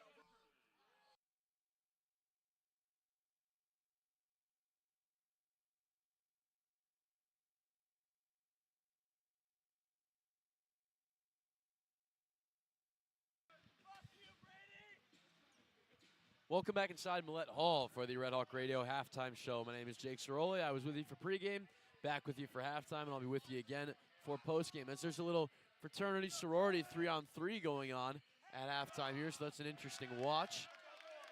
But we will get into some halftime statistics here. Of course, the RedHawks up 34-24 on the Golden Flashes of Kent State. A quick start for Miami, up 20-6 after the first quarter. They got out to a blazing beginning to this game, came out firing, shooting really well, amassed that lead. Their biggest lead was 14 points. Of course, there, 20-6, also leading 24-10 with 8:05 to go in the second quarter. Now, that lead down to 10, but still dictating the tempo of this game. Getting into some stat leaders now. Leading scorer for Miami is Amber Treader with 10 points. Treader, 4 of 8 from the field, including 1 missed three-pointer on 1 try and 2 successful free throws on 2 attempts. For Kent, leading scorer also at 10 points is Corinne Hauser, the senior guard from Rochester, Pennsylvania. Hauser, 3 of 5 from the field, a perfect 1 of 1 from 3, and 3 of 4 from the charity stripe as well. In the rebound game for Miami, it is Amber Treader again with 7 rebounds. She looks well on her way to yet another double-double. Would be another one for her on the season. Ilse de Vries also with 6 rebounds, though, so she is contributing on the boards as well. For Kent, rebound leader is Riley Rissmiller, as expected. 5 rebounds for the 6'4 center out of Coldwater, Ohio. Rissmiller been fairly limited in the scoring vein. Only 2 points for her, but does have 5 rebounds in 17 minutes. The rebounding game pretty even on the offensive side. Kent State 7 to Miami's 6, but Kent State leading the defensive rebounding game 16-12 for a total tally of Kent 23, Miami 18 there. But the points in the paint go Miami's way, 12-6 for the RedHawks. And the points off of turnovers is really where Miami's amassed this lead. 15 points off turnovers for the RedHawks compared to just 2 for the Golden Flashes. Miami turning the ball over 11 times, Kent State with 12. So about an even number of turnovers, yet Miami with almost 8 times more points off turnovers. That is an issue for these Flashes. That needs to change if they're going to stay in this game. In the assist game, Tamar Singer is the leader. Who else would it be? 5 points for her, 5 assists, pardon me, for her. She also does have 5 points, incidentally. But leading the charge in assists, the floor general for this Red Hawk team. For Kent State, 3 with 1 assist. Those 3 being Anna Campanelli, Deanna Gray, and Emery Klatt, as well as Bianca Juzo. On the defensive side, Nuria Hurro's got 2 steals, and Amber Tretter's got 3 blocks. So some defensive performances there for Miami. For Kent, just a bunch of players, 1 steal and 1 block. Looking at the fouls, the only one in real foul trouble is Bianca Juzo with 3 personal fouls in just 7 minutes. She's got to clean that up. She wants to stay in this game. A few with 2 personal fouls as well. For the RedHawks with 2, 3 of them, that is Herho, Macy Taylor, and Mio Sakano. The only Golden Flash with 2 is Tatiana Thomas, the senior forward from Bolingbrook, Illinois. Overall, though, a solid half for Miami. Maybe not their best shooting-wise. They're only 4 of 6 from the charity stripe. 2 missed free throws from Ilsa DeFries, which is uncommon, as DeFries' free throw percentage is at 70.8%. Normally a solid free throw shooter, as she is a good shooter, period, all around. But the other shooting stats are pretty solid, 36.4% from the floor, which is under their average, but 42.9% from 3, which does make up for it.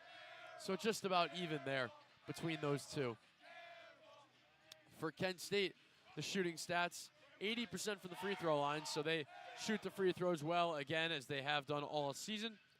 Only 28% from the floor, 7 of 25. So not the best performance from the floor shooting. From the three-point line, 2 of 6, good for 33.3%. So the field goal shooting has got to get a little better for them if they are to stay in this game and if they are to keep their offense productive. Looking into some other games going around, as we're about 9 minutes from the start of the half. It's going to be a bit of a shorter halftime. Of course, 34-24 here between the RedHawks and the Golden Flashes. The game has just concluded in Akron as the Massachusetts Minute Women take victory over the Akron Zip 74-64. So the Minute Women will improve to 21-7. Pardon me, that is 22-6. Like I said, I am not a math major, folks. With 35 seconds to go in the third, Ohio is up 6 against Eastern Michigan in Ypsilanti at the game above center. Up 45-39 are the Bobcats over the Eagles. Bella Ronaldo leading the line for Ohio with 8 points. As the third quarter ticks away in Mount Pleasant, the Central Michigan Chippewas up 61-49 on the Bowling Green Falcons.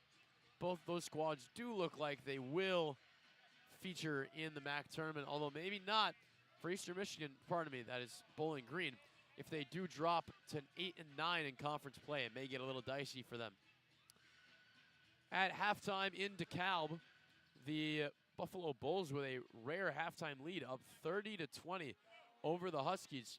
Buffalo just 3-25 this year, 1-15 in the MAC, so looking for their second MAC victory and their 4th victory overall against the also scuffling Huskies, who came into this game at 6-22 and 3-13 in the conference. And, in Kalamazoo, the Broncos of Western Michigan find themselves down 25-20 against Toledo. 7:09 to go in the third there. The Rockets up 5. That's a hiccup, folks. The Rockets up 5. But Western Michigan gotten off to a 6-0 start in the third quarter. So we'll see if the Broncos can turn that one around. Looking into now some keys for the second half for both sides. For Kent, they've got to start shooting the ball better. Shooting 28% from the floor is just not a way to win a basketball game. I don't care who you are playing against. You are not going to win a basketball game shooting 28% from the floor. That has to improve. Their shot selection has to get better. They've been ticking down time on long possessions and settling for bad shots. That's not what you want to see when you are trailing and when the other team is out shooting you. They also got to limit the points off turnovers. That's what you would think that's easily done by limiting the turnovers, which they do have 12 compared to Miami's 11.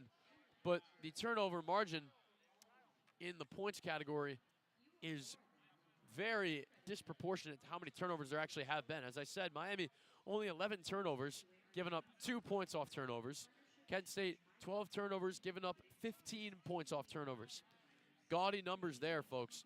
That disparity cannot continue if Kent wants to claw their way back into this game. For Miami, they've got to start shooting the ball a little better from the floor as well, as they are well below their 45.3% field goal average. Just 12 of 33 from the field. That is good for 36.4%. That number's got to get up. But they are shooting the three well at 42.9%, and they've got to keep shooting the free throws well. I should say start shooting the free throws well. They're only 4 of 6. Illicit Freeze missing both of her free throws. Singer and Treader being a perfect 2 of 2 to make up that 4 of 6. So if if this game does come down the stretch, some free throws are going to need to be hit. They've got to be shooting better than just 2 out of every 3 from the line. And they've got to limit the fouls as well. 3 RedHawks with 2 personal fouls. Only one of them being a starter, that being Nuria Herho, who has only played 8 minutes, Herho has, which is uncharacteristic of a starter. Macy Taylor filled in for a few more minutes for her. 10 minutes for Taylor in this game compared to Herho's 8. Clara Gonzalez also got some more minutes today. 7 minutes for her in this first half. So see how much she is used. That may be a bit of a committee between those 3. A bit of substitution between Herho, Taylor, and Gonzalez. With about 5 minutes to go until we begin the second half, that is where I will leave you. We'll give it to Andrew Relvas and Gavin Stark back with you for the second half in just a few minutes. My name is Jake Zirolli. I'll be back with you for the postgame once this one goes final. You're listening to a presentation of Miami RedHawks basketball, women's basketball, on RedHawk Radio. See you in a little bit.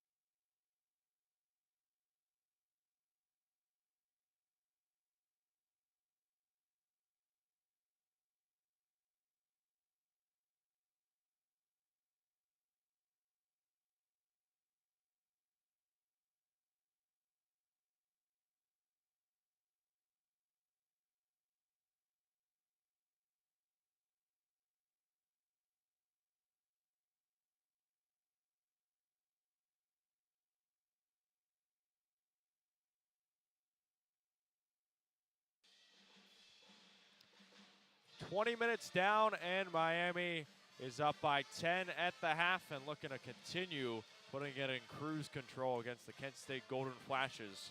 But still a lot of work to be done for the RedHawks to be named MAC regular season champions this year. But overall, a really strong effort in the first half, and Miami will look to just continue pushing it on in this third quarter. Andrew Relvas alongside Gavin Stark on RedHawk Radio. Thanks again for joining us. Final half of basketball in Millett Hall for the season, and we hope it is a good one like so many others this year. It's been awesome inside this building all season from start to finish. We haven't seen a loss in here. I mean, Nope. It's been a phenomenal year for these players and us students as well. We've really enjoyed it. A big shout out to both programs for just what they've done for this entire community this season. They have been huge stories in the college basketball world. Miami up by 10, 34-24, and it'll be the RedHawks basketball working from right to left. Treader on the inbound has Singer, and we're officially underway for quarter number 3. Miami ahead 34-24. Singer goes down the lane, misses the layup, eventually finds the arm of Scally as she passes up court over to DeFries, and they swing it over on the right side to Singer. Singer bouncer down low, out of reach from DeFries, and the RedHawks have an opening turnover here in the third quarter. Not the ideal start for this RedHawk offense coming out of the half. You want to see some of your best sets, but end up turning it over there. Sloppy. Deanna Gray has it for Kent State, gives close to Babbitt, over to Thomas. Here comes a beautiful dime inside to Babbitt, finishes with the layup off the rim and in with the right hand. And Miami's lead is now 8, 34-26 in the third. Back to the RedHawks, left wing three, DeFries, and she knocks it in. That's the first three-pointer of the half for the RedHawks, and they lead 37-26. And DeFries now 2 for 3 from the three-point line tonight. She's got a smooth jumper, especially behind the arc. Miami now 7 of 15 from deep, so really good.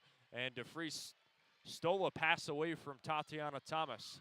Gets the steal. RedHawks looking to make defense into offense, but Singer skied a pass way out in front of Treader. That one looking like a fastball there, and it'll be another Miami turnover. Glenn Box barking orders, not happy about his team's effort so far. Almost a turnover by Kent State as Babbitt almost threw it away, but it goes back to the Flashes. Here comes Thomas down the lane, and this will be a foul on Miami.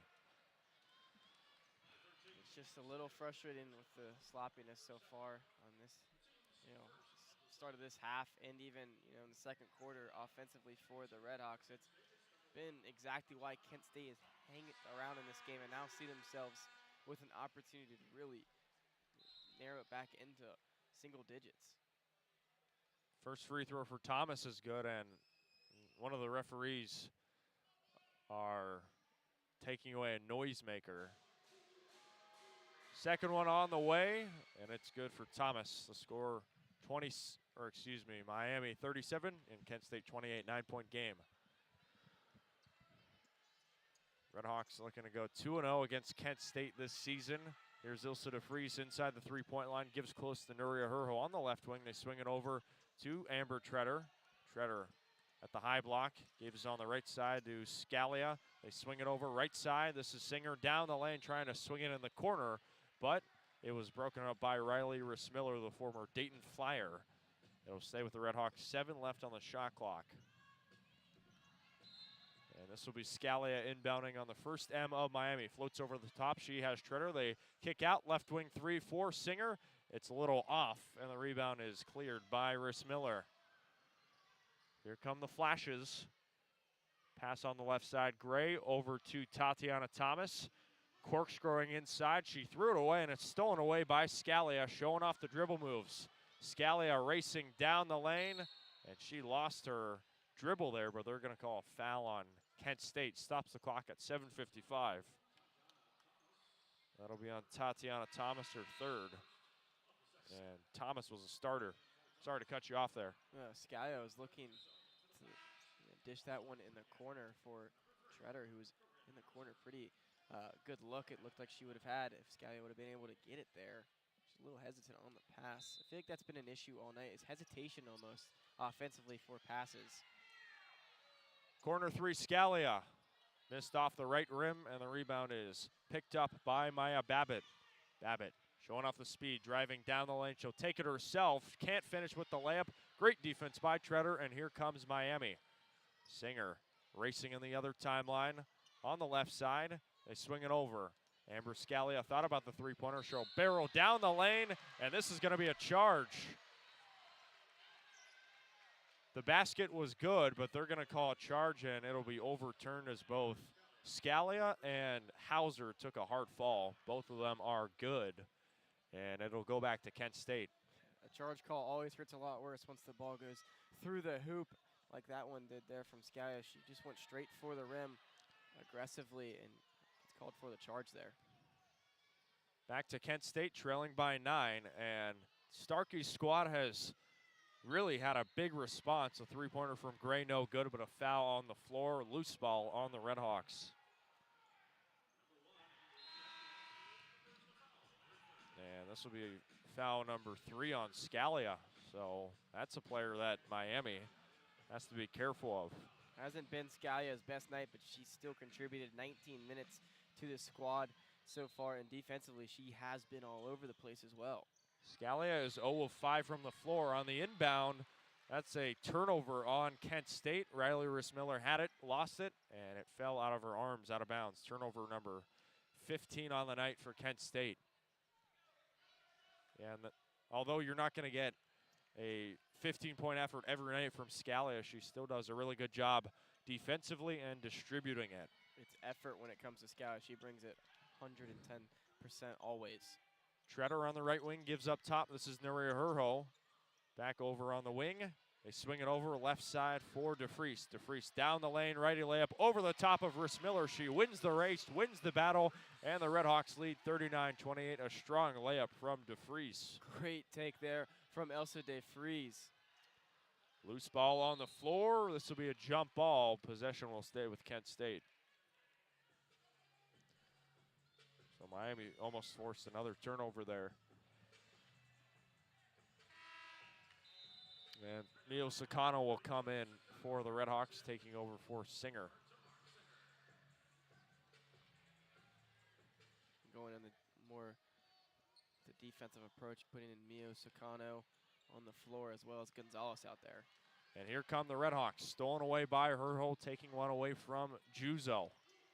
On the left timer, Amber Treader has it. Cycling left, now going right. They go over Gonzalez, Treader in the corner. This is Sakano. Beautiful dime inside to Herho, no foul. They swing it back opposite corner, far corner 3, DeFries. It's true. It's the second three-pointer of the quarter for the RedHawks, and they're up 42-28 in the third. And both of those threes coming from Elsa DeFries as well. She's starting to heat up from beyond the arc, her third of the night. And this one will be out of bounds off of Miami. Huge credit as well to Nuria Herho down there. She gets swatted but grabs the deflection and kicks it immediately out to Elsa DeFries, and she puts it down. And this will be another foul on the floor against the RedHawks. So these fouls really are racking up for Miami. This will be a foul on Treader, her first. In total, we've seen 26-15 fouls on the RedHawks.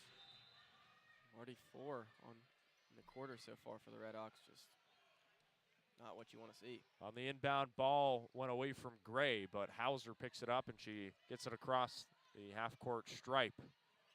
Shot clock at 12. Here's Corin Hauser kicking up top. Deep three from straight away. Juzo, no good. And up over the top is DeFries to swipe the rebound back. DeFries has been a presence on the rebounding side. 7 tonight. Straightaway three-pointer for Treader, and she knocks it in. Both forwards making it count for Miami. Their third three-pointer of the quarter. The RedHawks are up 45-28. Timeout, Kent State. Front court making plays from beyond the arc. They can really shoot the three ball well, and they're showing that so far in the third quarter. We'll be right back. Miami cruising. They're up by 17, and we will take a break inside Millett Hall. Stay tuned for more Miami action on Red Hawk Radio.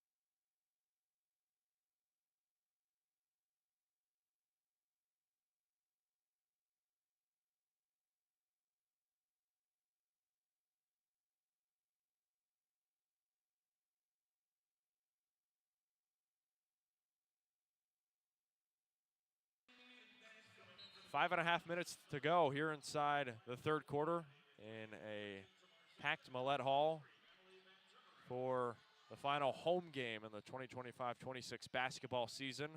It is Kornhauser controlling the offense. Give close to Bianca Juzo.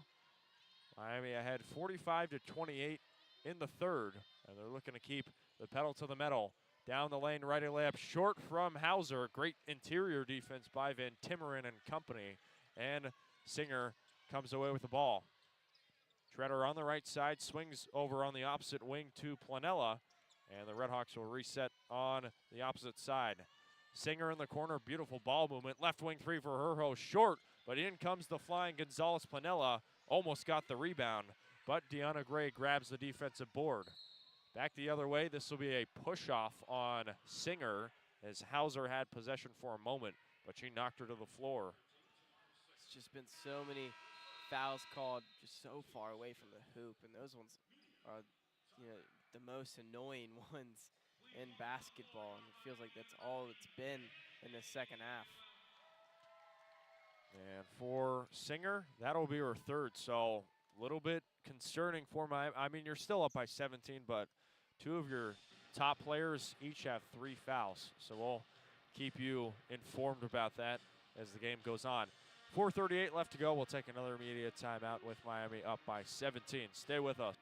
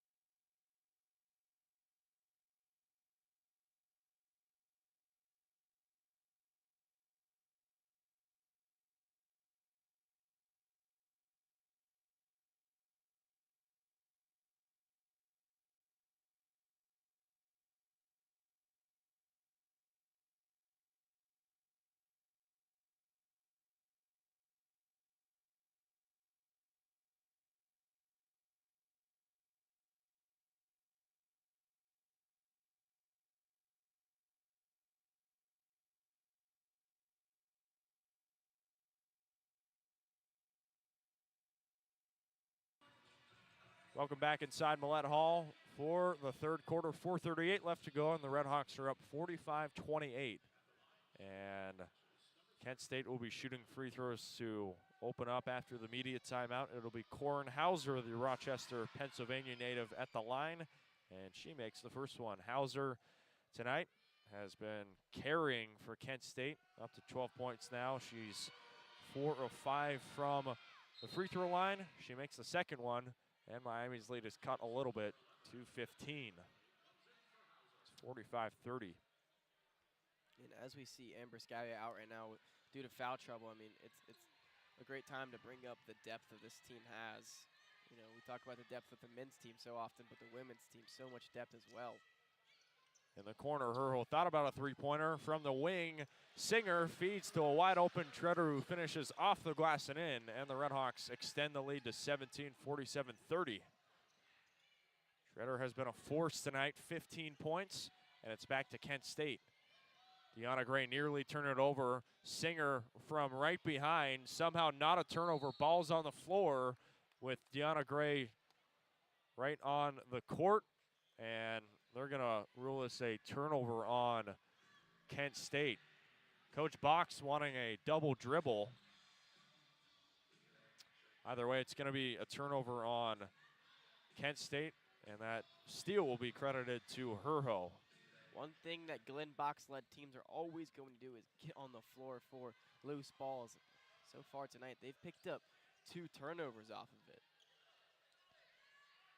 Miami, one of the best defensive teams, not only in the MAC, but in the country. They force nearly 20 turnovers a game. Herho feed inside to Amber Treader. Treader's got 4 straight points, and she is rolling right now, willing the RedHawks to a 19-point lead in the third. We talk about it sometimes, but Amber Treader's best quarter is always seemingly the third quarter, and it is looking like it's going to be the same way here tonight. Deanna Gray on the right wing gets a screen from Klatt. They swing it up top. This is over to Campanelli. Gives in the corner. Gray for 3 on the short side. No good. And in comes Treader to Sky for the rebound. She's got 9 rebounds. Treader full court pass out of reach from Herho. And that's going to be a turnover on Miami. Their 10th of the game. Back the other way. Babbitt nearly lost that out of bounds, but Singer touched it last. And Singer has been such a pest defensively, a good pest, and one you can always rely on. Yeah, I mean, you talk about, what you need to have to, make runs in, the postseason and in March. And one of it is a star point guard. And this team has it. They have their leading point guard in Tamar Singer. Here's Deanna Gray, top of the key, gives on the left side. Maya Babbitt, left wing 3, and she drops it in. That's Babbitt's first 3-pointer of the game, and the lead for Miami is 16. RedHawks outscoring the Flashes 15-9 in the third. Miria Herho has it on the right wing, and she'll cycle back and let this RedHawks play develop. Gives on the short side to Sakano, and they feed up top to Treader. Back to Herho on the left wing. Thought about a 3-pointer. Shot clock winding down means go time for the RedHawks. Treader over to Taylor. Driving in from the wing. Floater at the top at the end of the buzzer. And it does not fall in. That'll be a shot clock turnover, but a good possession for Miami to have multiple cracks at the net. And the ball will go back to Kent State. And I thought it was a good job by Macy Taylor to try to just get to that spot that she ultimately got to. Misses the shot, but, I mean, I think if you get that opportunity again, you take it every single time. RedHawks overall 41% from the floor, and they have really taken advantage from deep. Here comes Kent State. Free throw jumper falls in for Caitlin Holmes, the freshman from Akron, and the score is 49-35 Miami in the third. Holmes' first bucket of the night, just 1 for 1 from the field. And Coach Todd Starkey in his 10th year using a lot of his bench tonight, especially late in the season. DeFries in the paint has Treader. They kick out. Right wing 3 for Taylor. Too strong, hit back heel. And in comes the flying Holmes to collect the rebound. Hands on the left side to Gray. Gets a screen from Klatt. Down the lane comes Gray. She missed the layup and she fell to the floor. The RedHawks had a 5-on-4 as as Herho was fouled, and that stops the clock at 1:32. Miami had the advantage, so not a bad foul at all for Kent State to pick up. You'll take it. I mean, only your second foul of the quarter as well, so really heads-up play there. So it'll be Miami basketball. They're up by 14 and trying to carry this momentum into the fourth quarter. Treader on the inbound has Singer, and Singer will dance on the left side. Goes to the free throw line. DeFries will try a free throw jumper, and she knocks it in. Ilsa DeFries is having herself a really nice game. 11 points and 7 rebounds, and the RedHawks are up 51-35 in the third. And another turnover forced by Miami. That's Herho with another steal. DeFries on the right wing. Up top, Singer as she trots closer to the RedHawks sideline. Under a minute left to play in the third. Miami rolling right now. This has been their best quarter, especially defensively. In the corner, DeFries will try a three at the end of the shot clock, and she knocks it in. Another three-pointer for DeFries, her third of the game, and the RedHawks are up by 18 in the third. In the front court of Treader and DeFries, 17 points for Treader, 16 for DeFries so far in this one. They've been huge, especially in the third quarter. Holmes, outside of the free throw line, in and out, swirls away. And Scally of the rebound. The RedHawks will have it for the final possession in the third quarter. The shot clock is dark. We'll see what Singer wants to cook up here. Singer dancing with Campanelli beyond the right wing. Now goes in the paint, lost her dribble. Stolen away by Juzo. Half-court heave at the buzzer. It's off, and that will end our third quarter. 30 minutes down, and the RedHawks are cooking. They're up by 18 and looking to finish strong and capture their first MAC championship in 22 years. Well, we'll take a break and return to Millett Hall for some more Miami women's basketball on RedHawk Radio.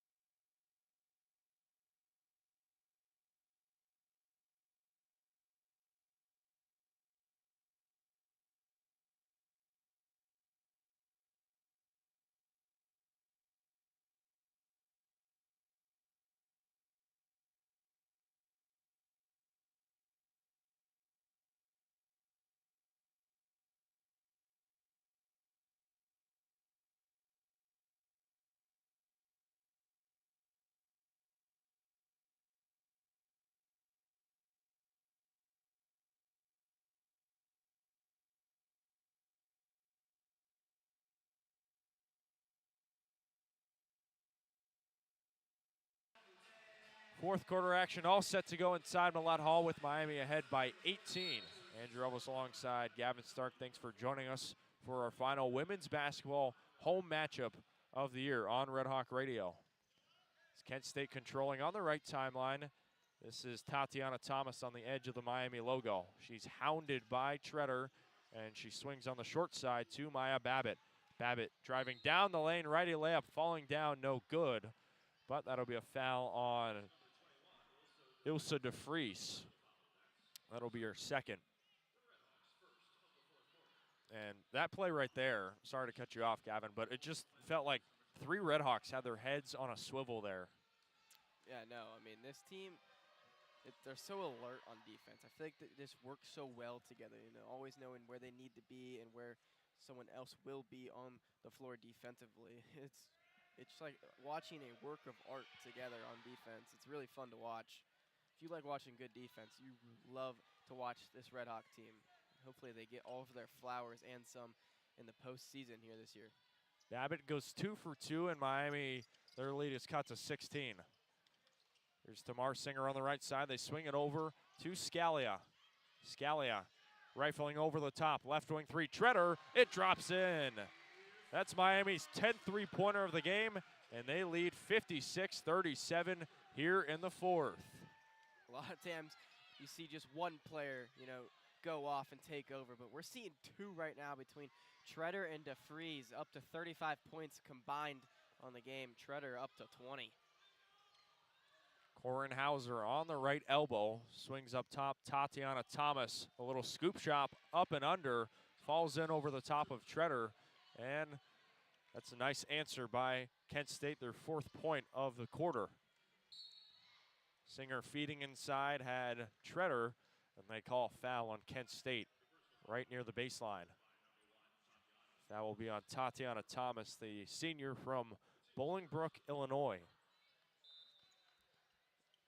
Miami inbounding. Singer finds DeFries, and DeFries misses the jumper from the free throw line. The rebound goes back to Hauser. Really good look there from DeFries, though. Back to the Flashes, who are looking to pull off a crazy comeback. Tatiana Thomas driving down, feeds up top. This is Journey Hildebrand, the veteran player. Dashing down the lane, blocked by DeFries, but it comes back into the arms of Babbitt. She misses a close shot, loose ball on the baseline. Who's going to come away with it? And it'll go back to the RedHawks. So, again, really good defense on the interior by Miami, denying Kent State multiple offensive possessions and points. And now the RedHawks will work it slow. And with a lead like this, you can absolutely afford to do this. Uriah Herho gives close top of the key to Scalia, who draws a double team over to DeFries. Will take a left wing three, and she knocks it in. DeFries is unconscious tonight. Her 4th three-pointer of the game, 18 points, and the RedHawks are cruising to a 20-point lead. They're up 59-39 in the 4th. Timeout, Kent State. 11 for 23 from the three-point line for the RedHawks. I mean, talk about unconscious. This team in general unconscious from beyond the arc so far in this one. 48% from beyond the arc. Just if they're shooting it like this, no one in the country is really going to want to play this team in March. And we'll take immediate timeout. 7:50 left to go. The RedHawks are rolling in Millett Hall. Be back in just a little bit here in Oxford.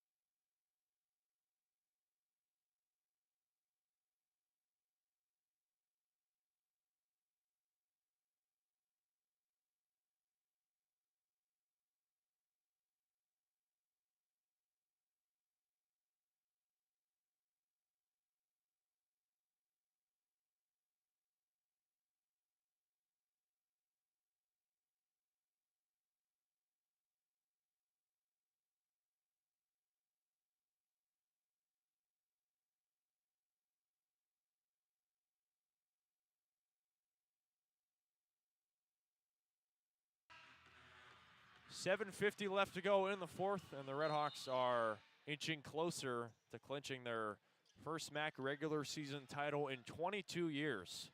They're up 59-39, and the RedHawks are employing a full court press. Kent State gets it across the timeline. This is Bianca Juzo, gives on the left side to Babbitt. Inside is Riley Ritzmiller. Ritzmiller put up a shot. She actually shoved off of DeFries. And looks like they're going to reverse this. So it'll be against Ilsa DeFries, and that'll be free throws for Riley Ritzmiller, the former Dayton Flyer. And Glenn Box questioning the call, getting the word right now from the referees. It's been a lot of calls that have been very questionable throughout the night, going both ways too, not in really any team's favor, I would say. Ritzmiller clangs the first one off the rim, no good. She is 13th in the MAC in rebounds and 8th in the MAC in field goal percentage. Tonight only 3 points now with that made free throw. That cuts Miami's lead to 19. Miami ahead 59-49 on cruise control, but they're going to continue playing with some nice effort.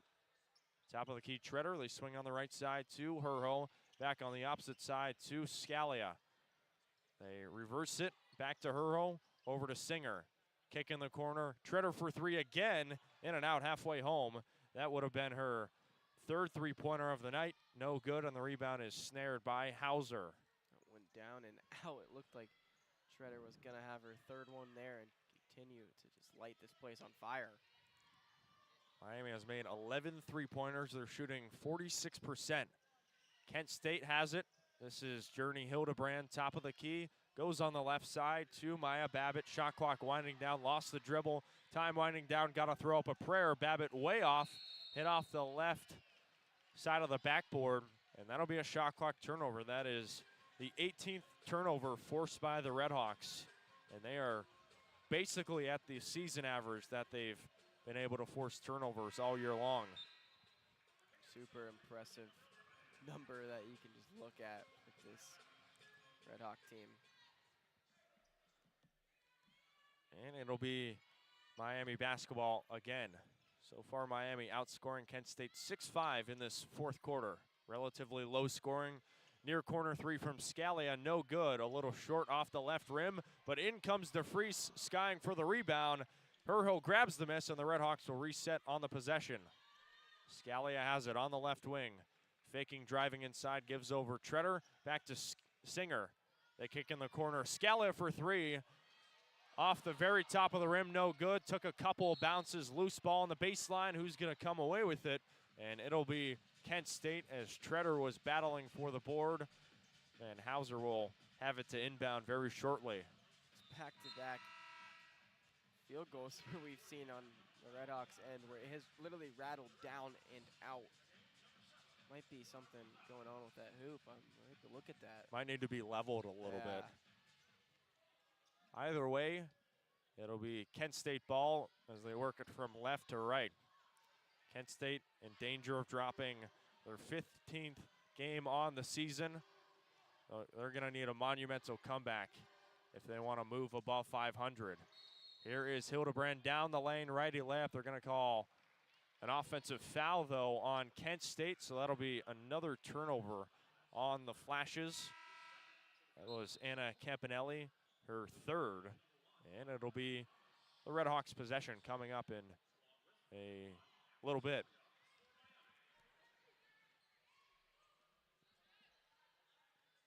And Miami will work it on the opposite side. Treader the inbound, and she has Singer walking up the court. They kick in the corner to DeFries, back up top, Clara Gonzalez-Planella. Nice ball movement, left wing three, DeFries. No good off the left rim, and the rebound is skied in by Ritzmiller. Here come the Flashes. Deanna Gray trying to get this offense on the move. In the corner for three is Hildebrand. It's good. And they're going to call a foul on the floor, though. And this will be an offensive foul, so the three-pointer won't count. Todd Starkey, Kent State's coach, not happy about the call at all. And the woes continue for Kent State. They're 0 for the last 5 offensively. And that's why you attack the glass like the RedHawks did right there. I mean, sometimes, you see teams that are really good rebounding teams, and it's not always the rebounds that they get, but they pick up fouls like that as well that, turn out to wipe off points as well. Foul on Campanelli, her 4th, and Miami has it on the near side. RedHawks are working at top of the key. Taylor gives over. Treader thought about the three-pointer. They kick in the corner. Singer for 3. It's good. That's Miami's 12th three-pointer of the game, and they're up 62-43 in the 4th. Timeout, Kent State. What an answer by the RedHawks. They're leading by almost 20 points, and they're not satisfied by any means. They're looking to continue establishing their domination over the Kent State Golden Flashes in their final home game on the season. We've reached the media timeout. 4:49 left to go, and the RedHawks are red hot. We'll be right back here inside Millett Hall for more Miami women's action.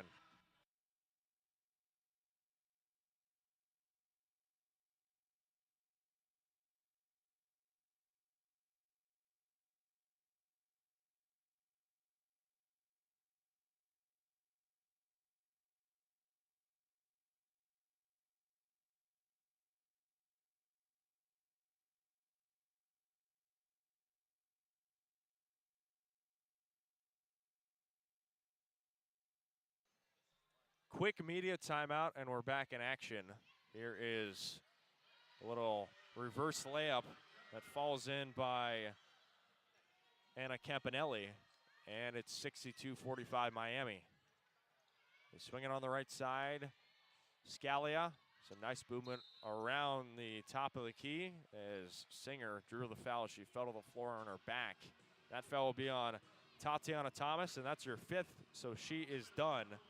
And she has a slow high five to Todd Starkey. So Thomas is out, and overall 6 points, but she didn't really make much of an impact. No, and you talk about impact. She made a huge one last time these two teams met. 18 points and 13 rebounds last time they met. So, I mean, able to shut her down. That's a huge part in why this team leads by 17. 4:31 left to go in the corner. Scalia for 3, a rainbow arcing three-pointer. It's another three-pointer for the RedHawks. It is pure, and the RedHawks are up again by 20 in the 4th quarter. What a fake pass there from Amber Scalia to open things up, and she knocks it down. Yeah, this is a Miami massacre right now. Over the top, DeFries fouled Riss Miller from behind, and that'll stop the clock at 4:07. And in case you were wondering, Kent State came into the season as the preseason favorite in the MAC, but some injuries and some inconsistent play has brought this team to 8th in the MAC right now. We just got a report that's Amber Scalia's 200th career 3 as well. That's a night where she got recognized at the beginning for 1,500 career points, now 200 career 3s as well. That's unreal. What a player. And Singer swipes it away from Riss Miller. She'll take it herself, bouncing in the paint, has Treader. Treader over the top and in. She's on fire right now, up to 22 points, and Miami leads 67-45 in the 4th. Left wing 3 all alone from Juzo, no good. Over the top, who's going to come away with it? It's Kent State. Hildebrand has it. Falling down, righty layup, it's good and 1. And that'll send Hildebrand to the free throw line.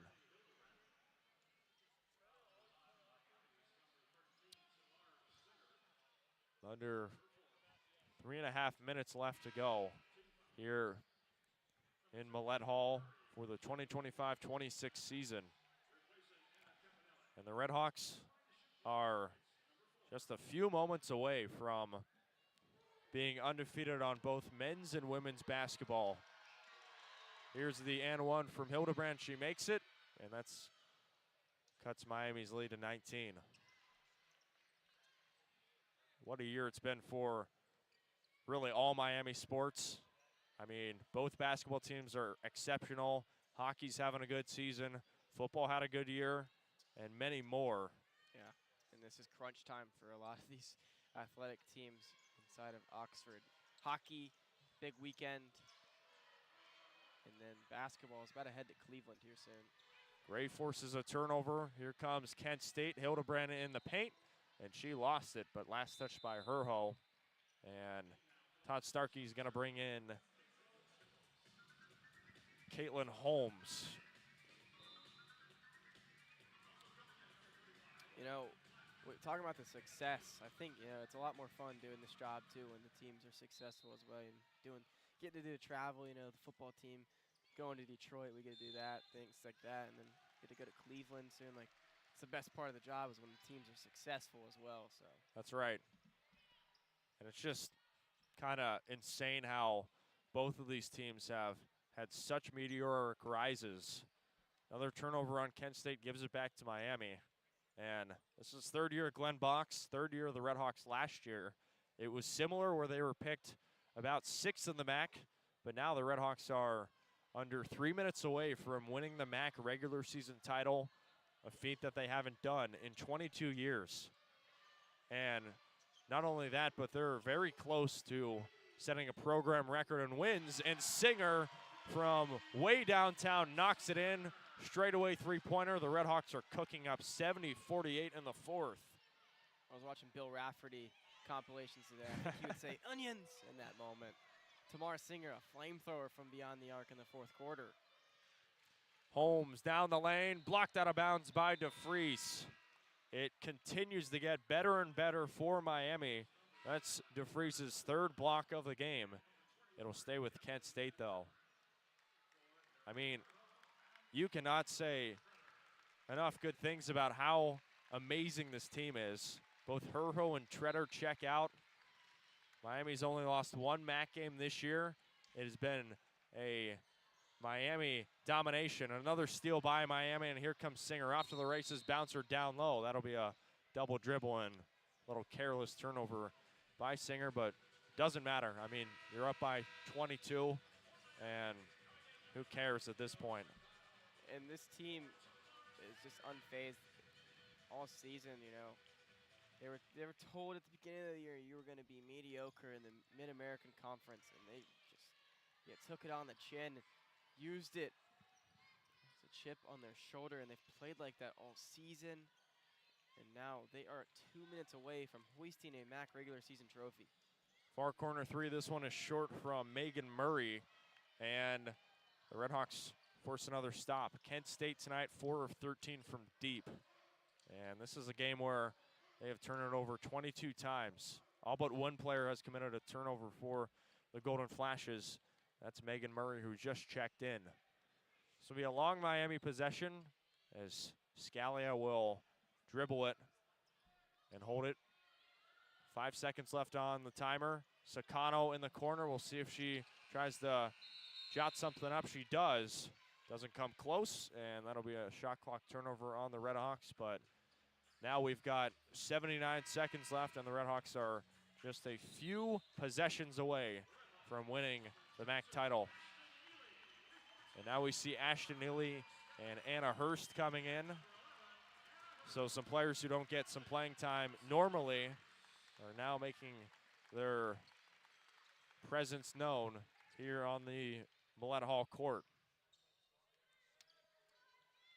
Awesome. You know, it takes an entire team, and sometimes you don't see statistically from players as much as other players, but, you know, it takes an entire team to do, you know, amazing feats like this team is accomplishing.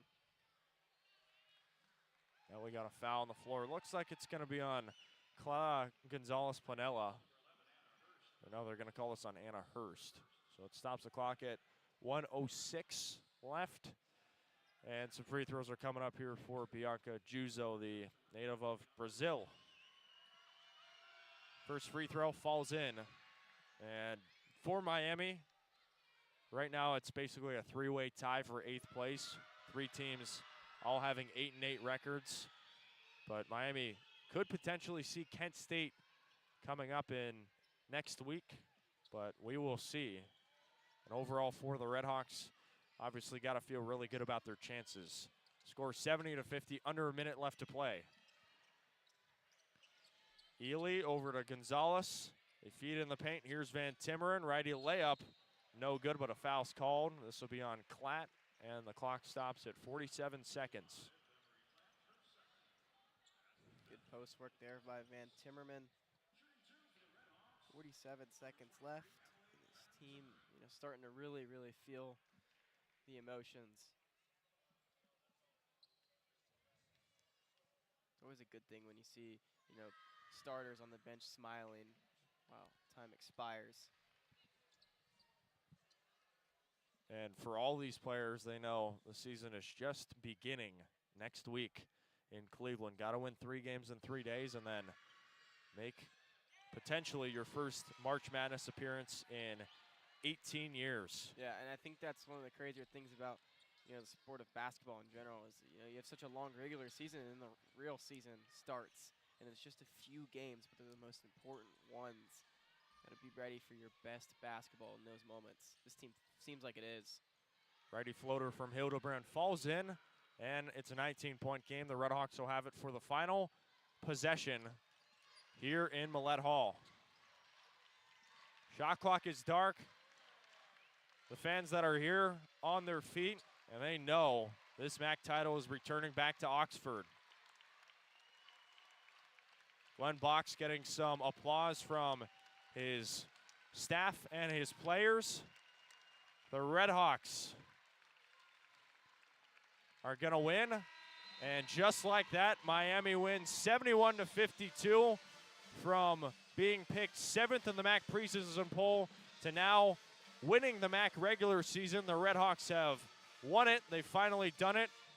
The MAC regular season has finally returned back to Oxford, and the RedHawks win 71-52. They take down Kent State for the 2nd time this season, and they will finish as a 1 seed in the MAC tournament coming up next weekend. But what a season by Miami. They also set a season record. They also set a season record in wins, and this season for the RedHawks continues to get bigger and better. It's so impressive. You got to play your best basketball at this time of the year, and this team is doing so good defensively, and they continue to just grow as a team together. So alert on defense and offensively. Nailing 12 three-pointers tonight, yeah, that'll do as you head into postseason play. If this team's knocking down the 3-ball well and playing the defense that they have been all season, it's going to be a hard out for any team inside of the Mid-American Conference and so on when we hit, hopefully, into March Madness brackets. The RedHawks end the home slate going a perfect 14-0, and Miami continues their magical season. It has been so special to see what this women's team has really done here in Millett Hall and outside of it. The RedHawks win by 19 points. They beat Kent State again this year, and the RedHawks will have one more game on the schedule to take on Ohio on Saturday to end off the regular season. Great moment for this team, a big opportunity. They get to celebrate this one, but, I think Travis Steele put it in a great perspective last night. We're going to sit here and enjoy this one with, amazing people around us, but we've got bigger and better things. At the beginning of the season, you don't really circle, a MAC regular season title. You circle that MAC tournament title because that's the one that ultimately matters the most. That's the one that punches your ticket into the big dance. So this one's super important because now you get the 1 seed, best draw in the entire tournament. But you got to go win that tournament up in Cleveland, and this team ready to do so. And like last night, this women's team will be ready to cut down the nets here inside Millett Hall. They are the 2026 MAC regular season champions, and this team does something that no other team has done in the past 22 years. They win the MAC regular season title, and they continue this excellent season. Well, the RedHawks improved to 25-5 overall. Of course, their next game will be against Ohio, and Kent State will fall to 14-15 overall. Any closing thoughts on this one, Gavin? I mean, just an all-around great performance, especially by that front court between Schroeder and DeFries. They were brilliant. They've been brilliant all season. They can really just shoot the ball and rebound the ball so well. I mean, just an all-around impressive, performance though by the entire team. And I think that's the best thing that can happen is you playing team basketball in March. So expecting big things out of this team. They've done something though tonight that we can all celebrate. The Miami women's basketball team are MAC regular season champions alongside the men's team. That's going to do it for us. My name is Andrew Relvas, joined alongside Gavin Stark. We'll step away. We'll hand it off to Jake Zirolli in a moment. But first, we'll hand it over to Coach Box to hear what he has to say about this team.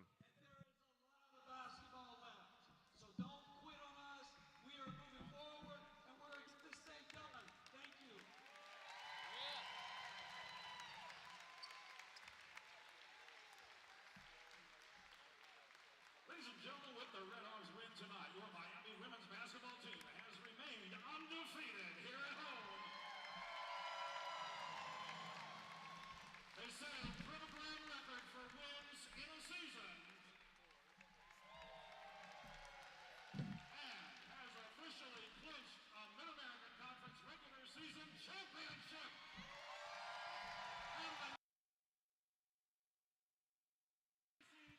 Welcome back inside Millett Hall for the Red Hawk Radio post-game show. On this coverage of Miami RedHawks women's basketball, the victory over Kent State, 71-52. My name is Jake Zirolli. I was with you for pregame and halftime. I'm here with you for postgame to finish this one up as Miami clinch at the very least a share of the MAC regular season title. These celebrations going inside Millett Hall now. Plenty of people stuck around for the trophy ceremony. A nice speech from Coach Glenn Box. His job is not done, as he emphasized multiple times. This team truly was special, undefeated at home here inside Millett Hall. A really great season for them, and they have high aims on the postseason. So let's get into some stats for today. For the scoring, Amber Treader is the leader with 22 points, 9 of 14 from the field as the confetti comes out for the RedHawks' regular season title in the MAC. Millett is it's going nuts in here for the people that are here. People are happy. This team is special. They're going to be the #1 seed should they take care of business in their last game. But a great accomplishment. This team is absolutely worth it. They've been great all season, and they deserve this top spot. Anyway, continuing, Amber Treader, the points leader, 22 points, 9 of 14 from the field, including 2 of 4 from 3, a perfect 2 of 2 from the free throw line. Also notable scores, Ilsa DeFries with 18 and Tamar Singer with 11. For the Golden Flashes at Kent State, the only double-figure scorer was Corinne Hauser with 12 points. She was the halftime leader. A quiet second half in general for the offense. Hauser with 12 points on 3 of 6 shooting, 1 of 1 from 3, and 5 of 6 from the free throw line. In the rebound game for Miami, it was Treader, the leader, again with 10 rebounds. Another double-double for her. Ilsa DeFries close behind with 9. For Kent State, the rebound leader was Riley Rissmiller with 8 boards. Behind her was Maya Babbitt with 5. In the assist game for Miami, of course, it is Tamar Singer. 7 assists for her to add to her 11 points, 2 rebounds and 2 steals, and maybe more dubiously 4 personal fouls, which she will have to work on. May stay out of foul trouble for the MAC tournament as well as the NCAA tournament should they get there. Foul trouble, something they do have to work on, as Ilsa DeFries also found herself in foul trouble with 4 and Amber Scalia with 3. For Kent State, the assist leader pardon me, that's the wrong line. That was Deanna Gray with 2 assists, only 5 assists for the entire Flashes team compared to 19 for Miami. The other 3 for Kent State came from Tatiana Thomas, Anna Campanelli, and Emery Klatt.